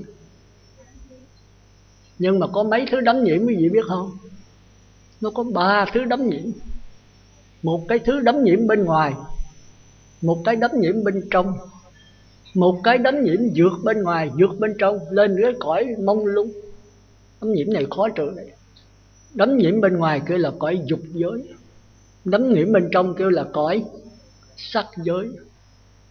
Không đắm nhiễm bên trong, không đắm nhiễm bên ngoài kêu là cõi vô sắc giới. Quý vị chắc không biết, quý vị có đủ trong người hết á, nhưng quý vị không hay biết gì hết. Để gặp tôi nhiều lần là tôi moi ra hết á. Nhưng mà tiếc là hôm nay có một tiếng rưỡi thôi, tôi không moi ra hết được. Cõi dục giới đó là mình ham sắc, tài, danh, lợi, ăn uống, ngủ nghỉ, tức là cho cái sắc thân bên ngoài. Chúng ta còn tới 2 cái thân nữa, cái thân bên trong. Thân bên trong là thân gì quý vị biết không? Cái thân kêu là tịnh sắc căn di thức nó rành đó, tức là các dây thần kinh. Khi quý vị chết rồi đó thì mắt, tai, mũi, lưỡi, thân chết liền lập tức. Nhưng mà dây thần kinh 8 tiếng sau mới đứt. Do đó mà tịnh độ là chết rồi không có liệm liền. Quý vị thấy là cái tịnh độ nó hay. Nó là di thức mới biết được. Khi quý vị nhìn cái bình bát, nhìn cái ca này, thì đầu tiên đó con mắt này nó tiếp xúc với cái ca, nó chưa có cái biết đó, rồi con mắt này bắt đầu mới đắm nhiễm cái sự vật đó. Thí dụ quý sự là thấy vàng, quý sự mê liền, nhào tới chụp liền, đó là ngạ quỷ. Còn nếu một con người đó thì phải có sự suy nghĩ. Cái thứ hai là dây thần kinh thị giác mới thấy cái cục vàng ở trên tròng đen. Bây giờ mới có sự tính toán suy nghĩ nên lấy hay không. Nếu lấy người ta đập mình chết thì thôi đừng có lấy, để chút người ta đi chỗ khác xa mà nó lấy. Đó là cái cõi người. Còn ta trở lại người ta biết, ta cũng vẫn bắt. Còn cõi trời thì khôn hơn, có sự tính toán, có kinh nghiệm, kiến thức. Thành ra quý vị thấy cõi người có nghiệp mà chưa có kinh nghiệm. Cái này đi sâu nữa quý vị đây mất thì giờ á. Nhưng mà quý vị phải biết thôi, đây tôi nói sơ thôi. Thì súc sanh là chưa có nghiệp, nghĩa là chưa có sự cải sửa. Tới loài người mới có cải sửa mà chưa có kinh nghiệm, nghĩa là không có ai lại gia. Tới cõi trời dục giới, thành ra quý vị muốn tu là trước tiên phải thọ 5 giới là cõi trời dục giới. Rồi tới cõi trời 8 giới á, thì là sâu á, con người kinh nghiệm kiến thức sâu xa. Tới cõi trời vô sắc giới là 10 giới trở lên thì con người kể như xuất gia rồi đấy, kinh nghiệm kiến thức rất là dồi dào. Thôi tôi nói sơ thôi không, nào gặp thì tôi đi sâu vô, tôi moi quý vị ra hết ở trong người mình á, chứ không phải là tôi nói trên trời dưới đất, mà trong nói sắc thân con đầy 2 thước này. Thành ra khi quý vị chán bên ngoài rồi, chán tiền bạc rồi, anh em khi cha mẹ chết rồi tranh nhau tiền bạc, đi thưa tòa án, đi kiện rồi tùm lum, khi xử cả mấy năm cũng chưa rồi, có khi đánh nhau giết nhau cũng vì tiền. Thành ra người ta mới nói ác nghiệp chi mi lắm rửa tiền, nhưng thật sự không phải tiền, mà do cái lòng tham. Mà lòng tham bao giờ mới đủ? Thành ra cái thế giới này sắp nổ là do lòng tham. Thành ra quý vị nếu thật tu, quý vị phải sống gì? Đời sống đơn giản. Đức Phật có một câu mà tới ngàn đời bây giờ chúng ta thấy vẫn đem lại hòa bình thế giới, là ít muốn biết đủ, thiểu dục tri túc. Thành ra do đó người xuất gia là không tiền, không bạc, không nhà, không cửa, không vợ, không con. Nhưng bây giờ đô la đầy nhóc, thành đó nó hơi kẹt. Chứ người xuất gia mà có tiền là chết cho người xuất gia. Còn người cư sĩ tại gia không tiền thì chết, còn người xuất gia mà có tiền lại chết. Thành ra Đức Phật đặt cái giới luật rất là hay, cấm rớ đến tiền bạc vàng của quý đồ trang sức, của quý cũng không được nữa. Mà bây giờ quý vị xài gì điện thoại di động gì đủ thứ, thứ xịn nữa, mấy chục ngàn, mấy trăm ngàn, thì giết chết mình thôi. Thành ra quý vị thấy có những người giàu có mà chết rồi đem bỏ vàng trong miệng hoặc bỏ vàng trong hòm rồi sao? Tuổi ăn trộm ăn cướp nó đào cái mã lên, cái răng vàng không, nó bóp cái miệng hư răng hết trơn, nó lấy vàng. Thù oán gì đâu. Nó moi miệng, moi ốc này kia, nó chẻ miệng ra, nó lấy vàng, cái răng vàng. Đâu có thù oán gì. Rồi bây giờ tôi nghe nói Sài Gòn mà đi chỗ vắng mấy đàn bà mà đeo vàng ở tay này kia, nó chặt nó lấy nguyên cái tay đi. Không biết có không mà tôi nghe nói thôi. Quý vị thì chắc rành hơn tôi. Có thù oán gì không? Không, bị tham vàng. Mà vàng quý vị ăn được không? Không. Thành ra cứ hiểu biết mình quá ngu si, thì hại cho xác thân này. Quý vị mà sống đơn giản rồi để quý vị thấy như người xuất gia đã theo Minh Đăng Quang, nó có 2 bộ đồ, người nữ có 3 bộ. Không tiền, không bạc, không nhà, không cửa, ngày ăn con bữa thôi. Thì còn cái gì nữa mà sợ? Rồi Thái tử Siddhartha thì tiền hậu ủng mà cái sợ anh ta ám sát hoài. Tới chừng đi tu rồi ngồi dưới gốc cây ngủ, mà đến gốc cây có ai ngót. Cái bát này đen thui như vậy, ai mà thèm lấy mà lấy, thua gì đó, xin cái bát khác. Phải khỏe không? Rồi cái ông Thái tử gì xuất gia theo Đức Phật bằng đêm mới ra, ôi hạnh phúc của ta, ôi hạnh phúc của ta.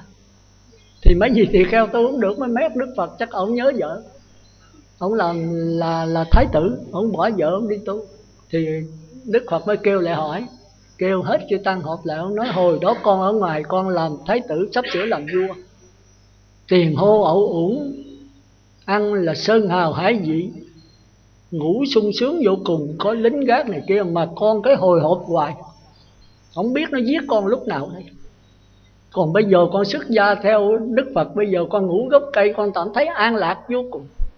Thành ra do đó con quên mất có tỳ kheo ở bên, con la lên ôi hạnh phúc của ta. Ôi con chưa từng hưởng cái hạnh phúc này bao giờ, chỉ lần đầu tiên trong cuộc sống hồi hộp khắc khoải của con. Chỉ có hôm nay con mới thấy thật sự là cảnh giới an lạc của con thôi. Phải vậy không? Quý vị muốn an lạc đó không? Vỗ tay bây giờ chịu an lạc đó không? Tôi có đem cây do theo nè, không? Bây giờ gội đầu đi, tôi chứng minh cho cạo tóc. Người nữ ở lại Di Sư Cô, người nam tôi dẫn về Tịnh Xá. An lạc, phải không?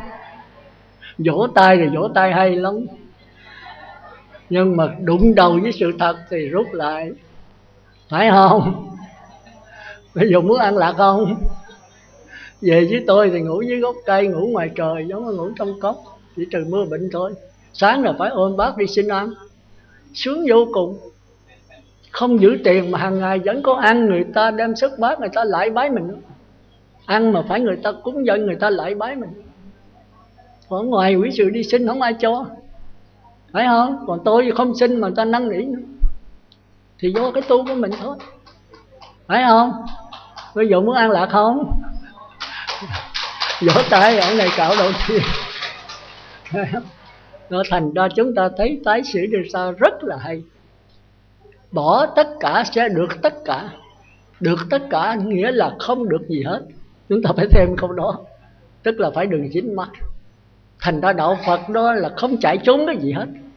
Khi mình thấy rõ cuộc đời này là vô thường, vô ngã, niết bàn tịch tịnh rồi, thì ở đâu cũng an lạc hết. Mà nếu mình an lạc rồi thì sao? Thì thế giới hòa bình. Đức Phật đi đâu thì nơi địa ngục nó biến thành niết bàn. Ăn thua cái nhìn của mình, thì tất cả đang chiêm bao, tất cả đang mê ngủ. Mà Ngài đến Ngài tỉnh táo, thì bây giờ có đánh nhau có gì thì Ngài thấy đâu có an lạc. Đó là cái tuồng hát thôi. Nếu quý vị đang chiêm bao, quý vị biết mình chiêm bao, quý vị có khổ không? Nếu quý vị đóng một cái tuồng đó, quý vị biết mình đóng tuồng, quý vị có khổ không? Bây giờ quý vị bị lên án, bây giờ tử hình để chặt đầu, quý vị biết đây là cái tuồng đóng, quý vị có sợ không? Được không? Nhưng mà quý vị mê với sự tưởng thiệt, với sự sợ không? Đó. Thì tại mình mê. Mà muốn tỉnh thì phải nhờ hoàn cảnh, nhờ thầy sáng, bạn lành, thiện trí thức. Nhưng bạn lành là gì? Là hoàn cảnh, là sống đời sống không nhà, không cửa, không tiền, không bạc. Thôi giờ trở lại tôi nói quá xa rồi. Thì bây giờ chúng ta muốn đạt cái đó thì khó đấy. Vì khó làm sao? Bị, tại, vì, bởi. Phải không? Đây ai cũng vậy hết trơn á. Sư nói nghe hay quá, nhưng mà con bị sư ơi, con tại sư ơi, con vì, con bởi sư ơi, cho nên con tới vô là thiêu con hả tu luôn. Phải vậy không? Đó, thành ra Đức Phật mới nói rằng thời mạt Pháp này khó tu, chúng sanh quá thừa thải. Quý vị bây giờ đây mà chưa tu là có thần thông hết rồi đó, phải không? Vị nào có trong túi cũng có cái điện thoại di động. Tôi không có, tôi không có thần thông. Tôi chỉ có trí tuệ thôi, chứ thần thông tôi không có. Mà thần thông đó mới khổ à. Nếu mà sắm điện thoại vừa vừa, điện thoại xịn thì coi chừng đấy, thấy không? Coi chừng là nó lấy đấy. Lấy mà mình chống cự đợi nó đập mình luôn đấy, thấy không? Còn không có gì hết thì khỏe thôi.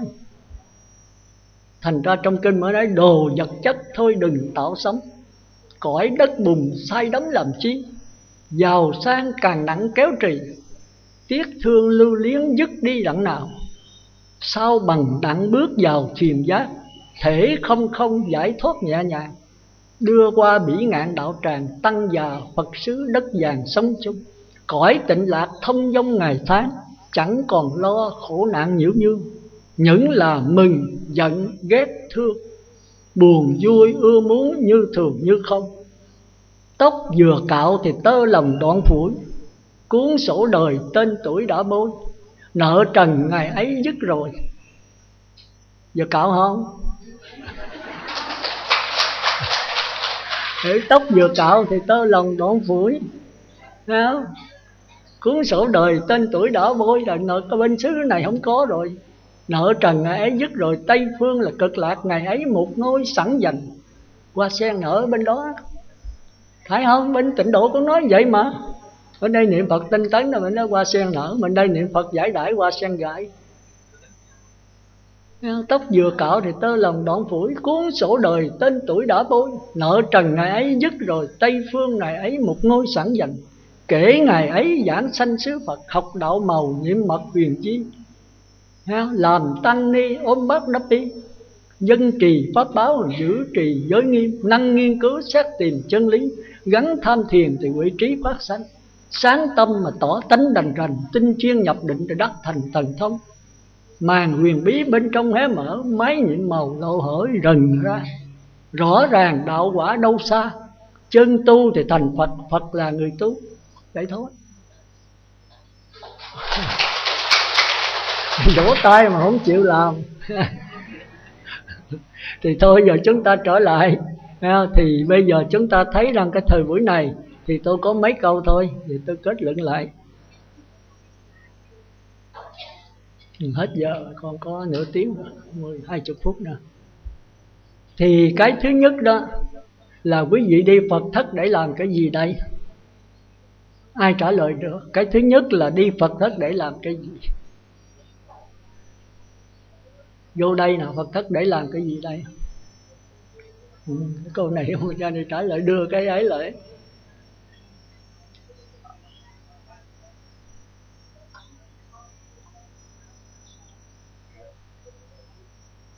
A Di Đà Phật. Bạch thầy, chúng con vào Phật thất, đại chúng vào Phật thất là để tu, mà tu là để sửa đổi. Con chỉ hiểu biết nhiêu đó à. A Di Đà Phật. Không, mà vào khất để làm gì, cho mục đích cô để làm cái gì? Dạ, mục đích gì vào Phật thất là để làm cái gì? Dạ, vào Phật thất để sửa đổi lại những bản tánh không được là với làm minh mẫn, không làm những chuyện gì á không phải với lòng mình, hay là để giải thoát cho hết luân hồi khổ sở thầy. Cho anh Tràng phó tay đi. A Di Đà Phật. Ai trả lời nữa nè, trả lời cho sáng tỏ hơn. Mình đi Phật thất đây vô để là niệm Phật để làm cái gì? Cái này gặp người ta hỏi gì phải trả lời cho đúng, nên không nắm được rồi đi Phật thất. Ủa, tôi nói là nghe ông đi Phật thất hoài. Ở trên Hoàng Pháp xuống đây mà đi Phật thất để làm cái gì ha? Rồi mình trả lời sao? Ai...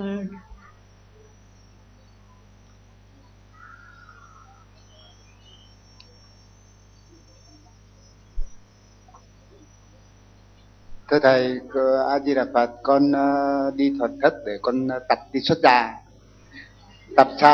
tập ly thân ly dục luôn ạ. Tôi không hiểu, nói thì sao tôi nghe không kịp. Con đi Phật thất để con tập xuất ly gia đình ạ. Tập để xuất gia luôn, tập xuất gia. Xuất ly gia đình. Dạ. Tập xuất ly gia đình. Dạ, tập xuất gia đó. Rồi cái gì xuất ly gia đình? Dạ, cái tâm và cái thân luôn ạ. Rồi, tới được rồi, cho anh Tròn phó tay đi. Ai có quan niệm khác nữa nè? Còn nếu người kẹt không xuất ly gia đình thì đi Phật thất được không? Hả?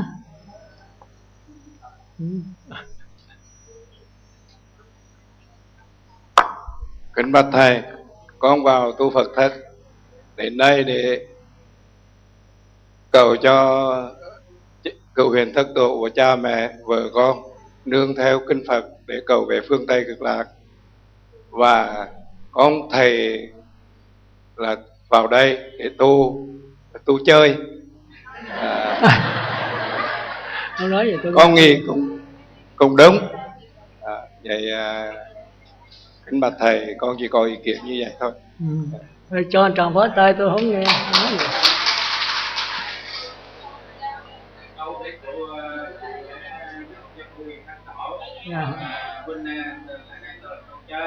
Tôi chơi hả? Trời đất. Thì chút nữa ông cạo đầu nha.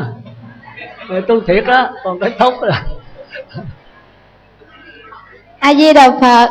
Bạch thầy, chúng con đi tu Phật thất để cắt bớt duyên trần, niệm Phật cầu giảng sanh tịnh độ. A Di Đà Phật. Ôi, cho anh Tròn phó tay lớn liền á. Cô này mới biết á. Cô này mới thật sự là tu Phật thất đấy. Cái mục đích của người đi Phật thất có một mục đích một thôi. Là gì? Cầu giảng sanh về xứ Cực Lạc của Phật A Di Đà. Quý vị sống hoài không? Không, rồi chết rồi đi về đâu? Không biết. Cái mục đích đi Phật thất là chết để A Di Đà, Quan Thế Âm, Đại Thế Chí, Thanh Tịnh Đại chúng Bồ Tát đến tiếp dẫn mình. Có một mục đích đó thôi. Phải không? Tôi tiếc quý vị đến đây biết bao lâu mà không biết cái mục đích niệm đi Phật thất của mình, rất là uổng. Ngoài cái đó ra là không có cái thứ hai nào nữa hết. Thì quý vị mới mong giảng sanh được. Mình đi mình cầu giảng sanh là mình không ai biết gì, quý vị phải chết. Chắc chắn là như vậy. Rồi tôi hỏi quý vị chết đi về đâu? Thì nó không biết thì thôi uổng cái đời tu của mình. Chết còn nhất định A Di Đà tiếp dẫn con về xứ Cực Lạc của Phật A Di Đà, thì đó mới là xứng đáng người đi Phật thất. Phải thế không? Còn mục đích nào khác không? Không. Cho giàu sang quan quyền vua chúa, sự sung sướng thanh nhàn, cho cha mẹ mình siêu lên cõi trời cũng không. Cho mình giàu sang, cho mình tiền bạc giàu bảy báo, cất đầy tam thiên đại thế giới, đổi với cái giảng sanh về xứ Cực Lạc đổi không? Không. Cho mình làm quan quyền vua chúa, cho mình làm tổng thống đổi với xứ Cực Lạc đổi không? Giờ mình bệnh sắp sửa chết rồi, bây giờ bác sĩ nói tôi trị bệnh cho ông hết, ông bỏ cái vấn đề giảng sanh về xứ Cực Lạc chịu không? Cái đó là cái duy nhất của chúng ta. Trời ơi, đi vô Phật thất mà không biết cái đó thì uổng cái đời vô Phật thất này. Phải không? Chỉ cầu mong có một cái là cầu giảng sanh về cưới Cực Lạc của Phật A Di Đà, ngoài ra không có cái thứ hai nữa. Cho bất cứ cái gì cũng không thèm. Cho tôi đắc quả nhập lưu nhất dẫn lai bất lai, cho tôi giờ sanh về cõi trời, không. Cho tôi thống lãnh cõi đất, cho tôi làm bá chủ cả tam thiên đại thiên thế giới, không. Đối với xứ Cực Lạc, cái giảng sanh về xứ Cực Lạc nhất định là không. Quý vị hiểu không? Võ tay sau này tôi hỏi không được là tôi cạo tóc đó. Cái đời mình chỉ còn có bấy nhiêu thôi. Chỉ cầu làm sao giảng sanh về xứ Cực Lạc của Phật A Di Đà. Tại sao vậy quý vị biết không? Dầu quý vị đã quả nhập lưu nhất vãng lai bất lai, dầu quý vị sanh vào cõi trời dục giới, sắc giới, vô sắc giới, tứ thiền, vô sự hữu xứ phi phi tưởng, cũng không bằng giảng sanh về cõi Phật. Tại sao vậy ai biết? Ý của tôi là muốn giảng cái đó, bữa nay thì giờ nó hết rồi. Để thấy cái sự quan trọng của vấn đề niệm Phật này có một mục đích duy nhất thôi, đó là giảng sanh về xứ Cực Lạc của Phật A Di Đà. Còn ngoài ra bất cứ cái gì tôi cũng không thèm hết. Giờ ai không đồng ý đưa cái ý kiến là cho tôi là có cái ý kiến nào mà không muốn về cõi Cực Lạc hay không? Cũng như ông này tu để mà chơi, thì chết thì cũng chết chơi. Cái mục đích mình chơi thì lang thang chơi, địa ngục cũng được, ngạ quỷ cũng được, súc sanh cũng được, thì chơi mà, cõi nào cũng ngon hết. Thì A-la-hán mới nói câu đó được. Tôi cũng không dám nói. Tôi thì bây giờ nói thật sự quý vị, bây giờ cũng cầu sinh về Cực Lạc Phật A Di Đà thôi. Ngoài ra cho cái gì tôi cũng không thèm, không muốn cái gì, chỉ muốn một cái là gặp A Di Đà và Quan Thế Âm Đại Thế Chí. Chỉ có một cái là cái mục đích của tôi đến đây cũng có bao nhiêu đó thôi.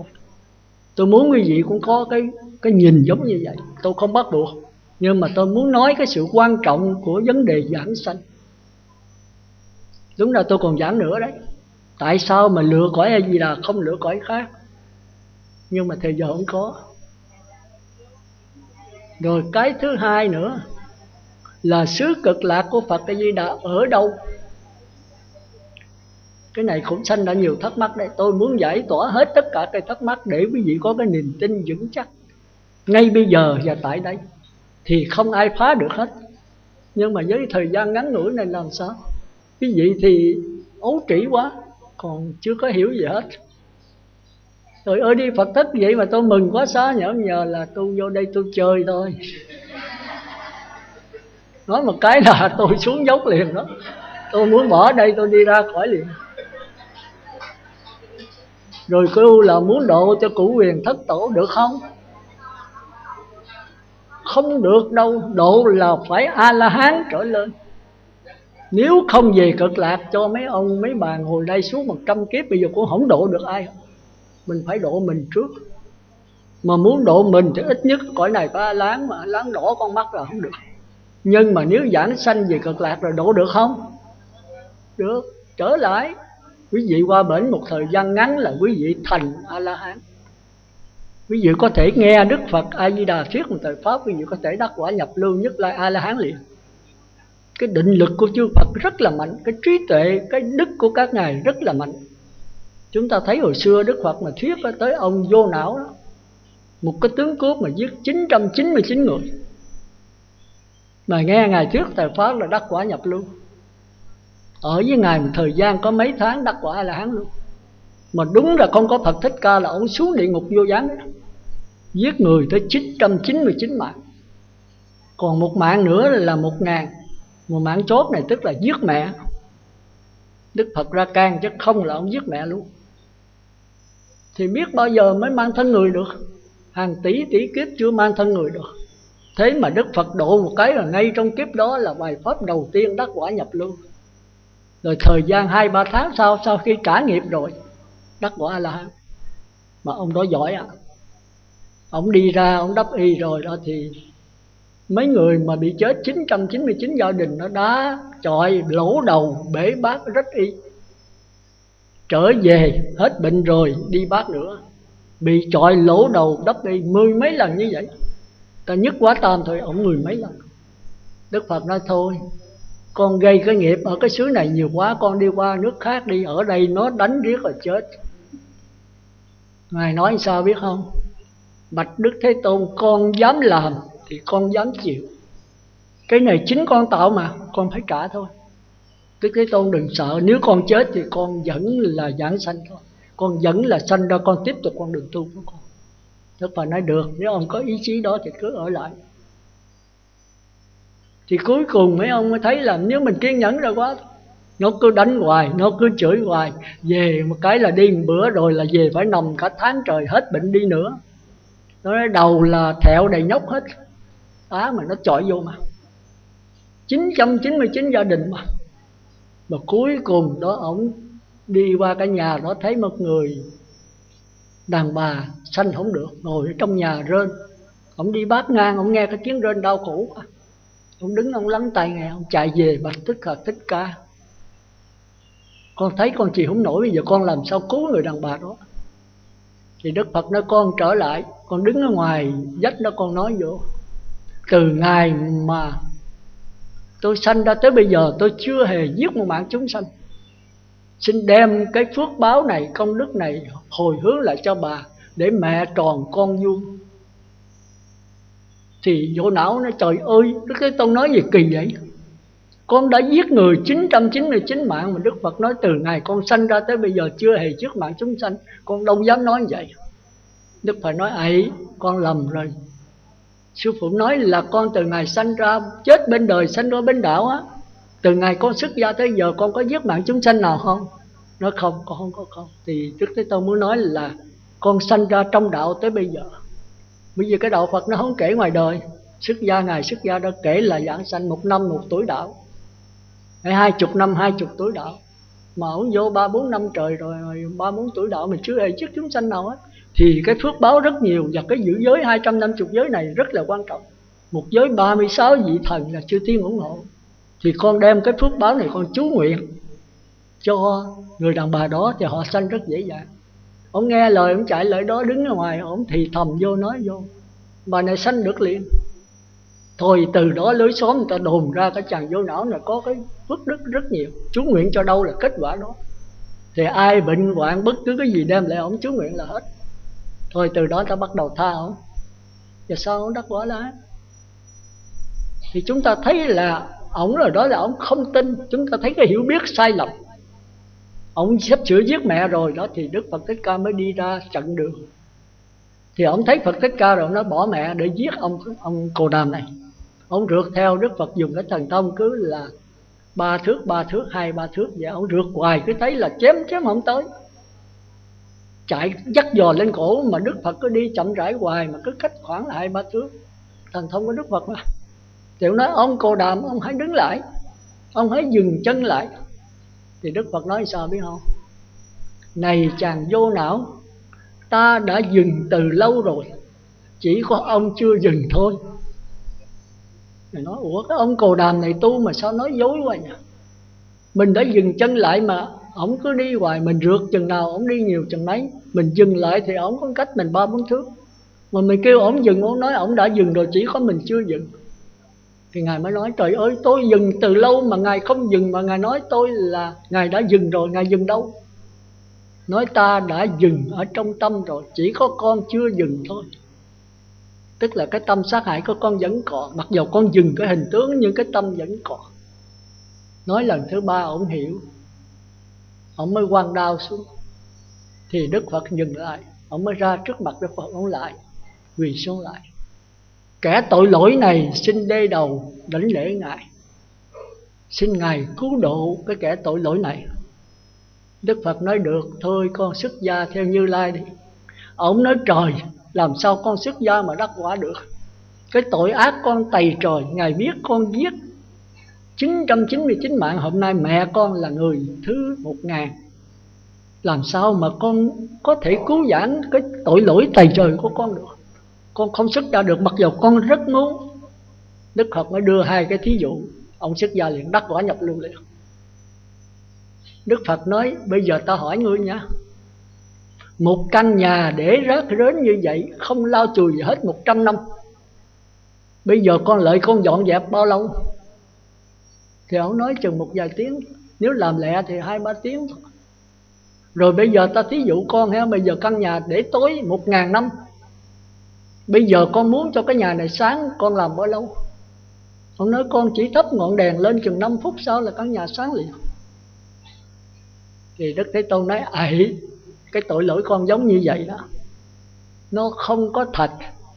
Nếu nó có thật thì bây giờ con sanh ra 100 kiếp con đền cũng không nổi. Nhưng mà tại cái tư tưởng ngu si của con mới tạo nên cái tội lỗi này, cái vô minh hắc ám này. Thì vô minh hắc ám cũng như là rác rến ở trong nhà con chỉ còn chịu tu trí tuệ nữa. Cũng như cái nhà mà tối 1000 năm, con đốt ngọn đèn sáng lên chừng 5 phút là bao nhiêu hắc ám đều tiêu tan hết. Sát na diệt khước a tiền nghiệp, nhược tương vọng tưởng cuồng chúng sanh, tự chiêu bạc thiệt cần xa kiếp. Trong một sát na là vô lượng kiếp tội lỗi đều tiêu tan hết. Thành ra chúng ta thấy trong kinh A Di Đà có câu đó: niệm một câu Phật A Di Đà nhất tâm thì tiêu làm sao? Tiêu 80 ức tội nghiệp. Chúng ta nghe tưởng đâu nói dốc, không dốc đâu, có rất thật. Nhưng mà nhớ là nhất tâm nhá. Niệm một câu A Di Đà mà nhớ Phật, nghĩ Phật, tưởng Phật, không nghĩ gì hết, 80 ức tội nghiệp tiêu tan. Mà cái nghiệp không có thật, mà khi gặp cái ngọn đèn trí tuệ chiếu vô rồi thì bao nhiêu đều tan hết. Cái đó mà Huệ Năng từng nói tu nhất kiếp ngộ nhất thọ. Thì chúng ta thấy đạo Phật nó rất là khó hiểu. Thì cái pháp môn tịnh độ là tôi muốn nói cái chỗ đó. Thành ra cái thứ nhất là chúng ta phải làm sao mong cầu về xứ cực lạc của Phật A Di Đà. Vì thật tử thấy, thí dụ như còn Phật Thích Ca đi, còn giáo hội của Ngài đi, rồi quý vị đi tới Tịnh Xá, tới giáo hội của Ngài, mà các vị ở ngoài các ngài vị không xuất gia, thì quý vị tu bao lâu mới thành Phật? Còn lâu. Còn nếu vị xuất gia làm tỳ kheo bao lâu quý vị thành Phật? 7 bữa thôi. 7 bữa đắc quả A La Hán, một kiền liên xá lợi Phất. Rồi ở ngoài chưa đi xuất gia, cõi trời thôi, tìm đạo Phật mà tìm không ra. Tới chừng gặp ông A Xá, ông giảng bài pháp đắc quả nhập lưu. Khi về gặp Đức Phật giảng bài pháp 7 bữa sau đắc quả La Hán. Do tự lực của mình, do cái phần lực của Phật Thích Ca. Cái Phật lực rất là quan trọng. Thành là sanh ra đời mà không gặp Phật là một cái bất hữu lớn nhất của mình, bất hạnh lớn nhất. Trong cái 4 cái hạnh. Một là Phật Pháp năng văn, Phật quốc năng sanh, thiện duyên năng ngộ, Phật đạo năng thành. Sanh ra được là người đầy đủ căn lành, cái khó khăn mà quý vị được hết. Sanh ra đời mà còn gặp chánh pháp là cái khó khăn, quý vị vẫn còn chánh pháp. Sanh ra đời mà được nghe pháp, chánh pháp là cái khó khăn, quý vị được nghe chánh pháp. Sanh ra đời được gặp Phật, tôi quý vị bất hạnh, ra đời không gặp Phật, cách Phật tới 2500 mấy chục năm, chúng ta được cái đại bất hạnh đó. Thì bây giờ Đức Phật Thích Ca mới giới thiệu thôi, ta đã chết rồi, cõi đời này cũng như rắn mất đầu. Thôi chúng sanh thời sau này hãy thành trụ từ hoại không. Cuộc đời thì bởi vậy nó hãy lên rồi nó trụ cũng như mình vậy. Sanh ra rồi là thành, trụ là thời gian 50-70 năm rồi hoại, già xuống rồi chết. Thì cái giáo pháp Ngài cũng vậy đó. Thì thôi sao các con về với Phật A Di Đà. Nơi đó Phật còn đang sống, đang thuyết pháp, và nơi đó thánh tăng rất đông. Thì giáo hội Phật Thích Ca đó có 1250 vị, bên đây tới mấy trăm ngàn vị. Thì quý vị vô đó mà muốn không đắc quả cũng phải đắc quả. Thành ra Ngài nói một người giảng sanh về xứ Cực Lạc, một người thành Như Lai. Hiểu không ông? Phải cố gắng nghe đây, rất uổng được đi tịnh độ vô đây niệm Phật mà không hiểu cái này, uổng cho cuộc đời ông. Ông sẽ lang thang vào cảnh khổ. Chừng đó ân hận rồi muốn tìm được cái giáo hội như cái chỗ tịnh Phật thất như vậy, không có đâu. Và từ đây trở về sau càng ngày càng tệ. Quý vị đi được như vậy đi, và 5-3 năm chưa chắc được đi vậy đâu. Vật chất lên ngút đầu. Người tu thì rất nhiều, nhưng người thật tu rất là ít. Nên nhớ như vậy. Rồi còn có nửa tiếng nữa thôi để chúng ta trao đổi.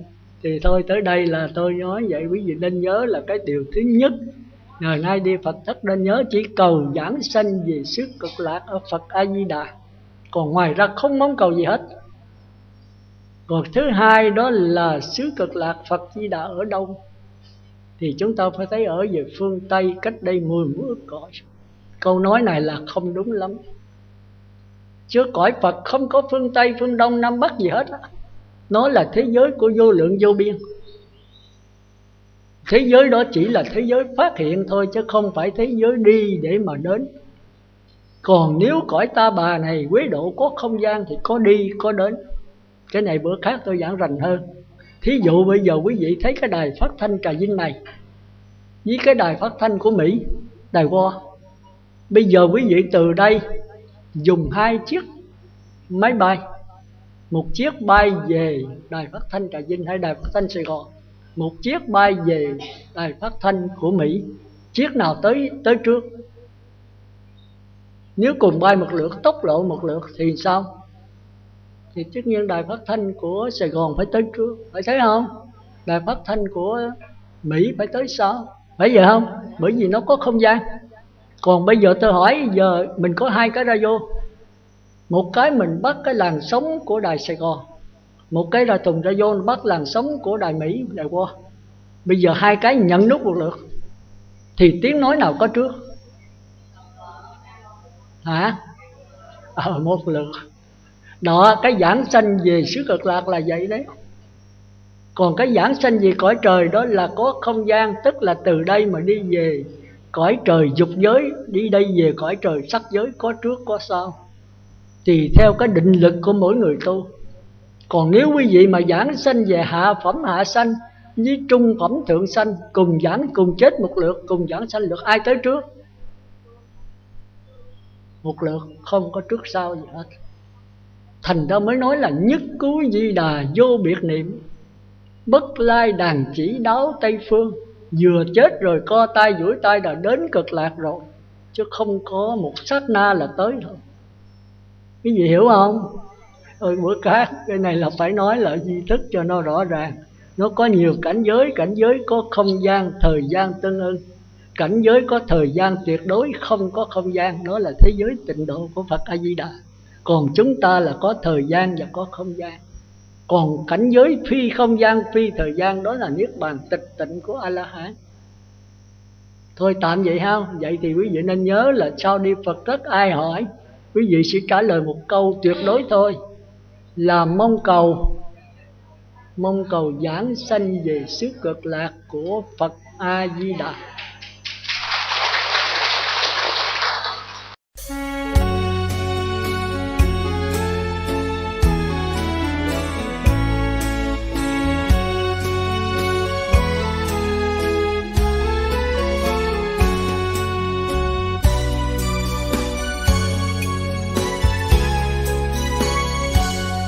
Con yêu chùa của ta, mái chùa bao hiền hòa, cây xanh dợp bóng mát đón chào người vào ra. Con yêu chùa của ta, Đức Quan Âm an hòa, dáng oai nghi thầy nhà với nụ cười nở hoa. Phật tử con đi lễ lên chánh điện nguy nga, cúi đầu con khấn lạy ngài Bổn Sư Thích Ca. Ngẩng đầu nhìn tôn kính Đấng Từ Phụ quang minh, dâng lên lời pháp nguyện Nam Mô A Di Đà. Con yêu chùa của ta, quý thầy sư thật thà, ban vui về muôn lối, cứu độ người gần xa. Con yêu chùa của ta, sống an vui chan hòa, sớm hôm câu Di Đà với hạnh nguyện thiết tha.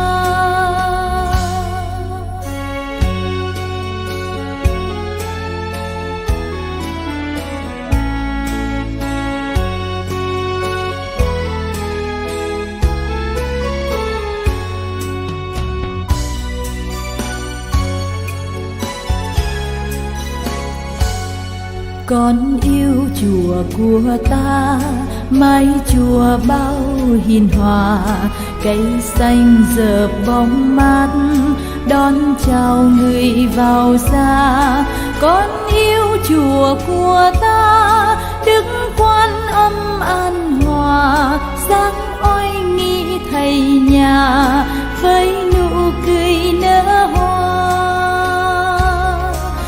phần tư con đi lễ lên chánh điện nguy nga, cúi đầu con khấn lạy ngài bổn sư thích ca, ngẩng đầu nhìn tôn kính đấng từ phụ quang minh, dâng lên lời phát nguyện Nam mô A Di Đà. Con yêu chùa của ta, quý thầy sư thật thà, ban vui về muôn lối, cứu độ người gần xa. Con yêu chùa của ta, sống an vui chan hòa, sớm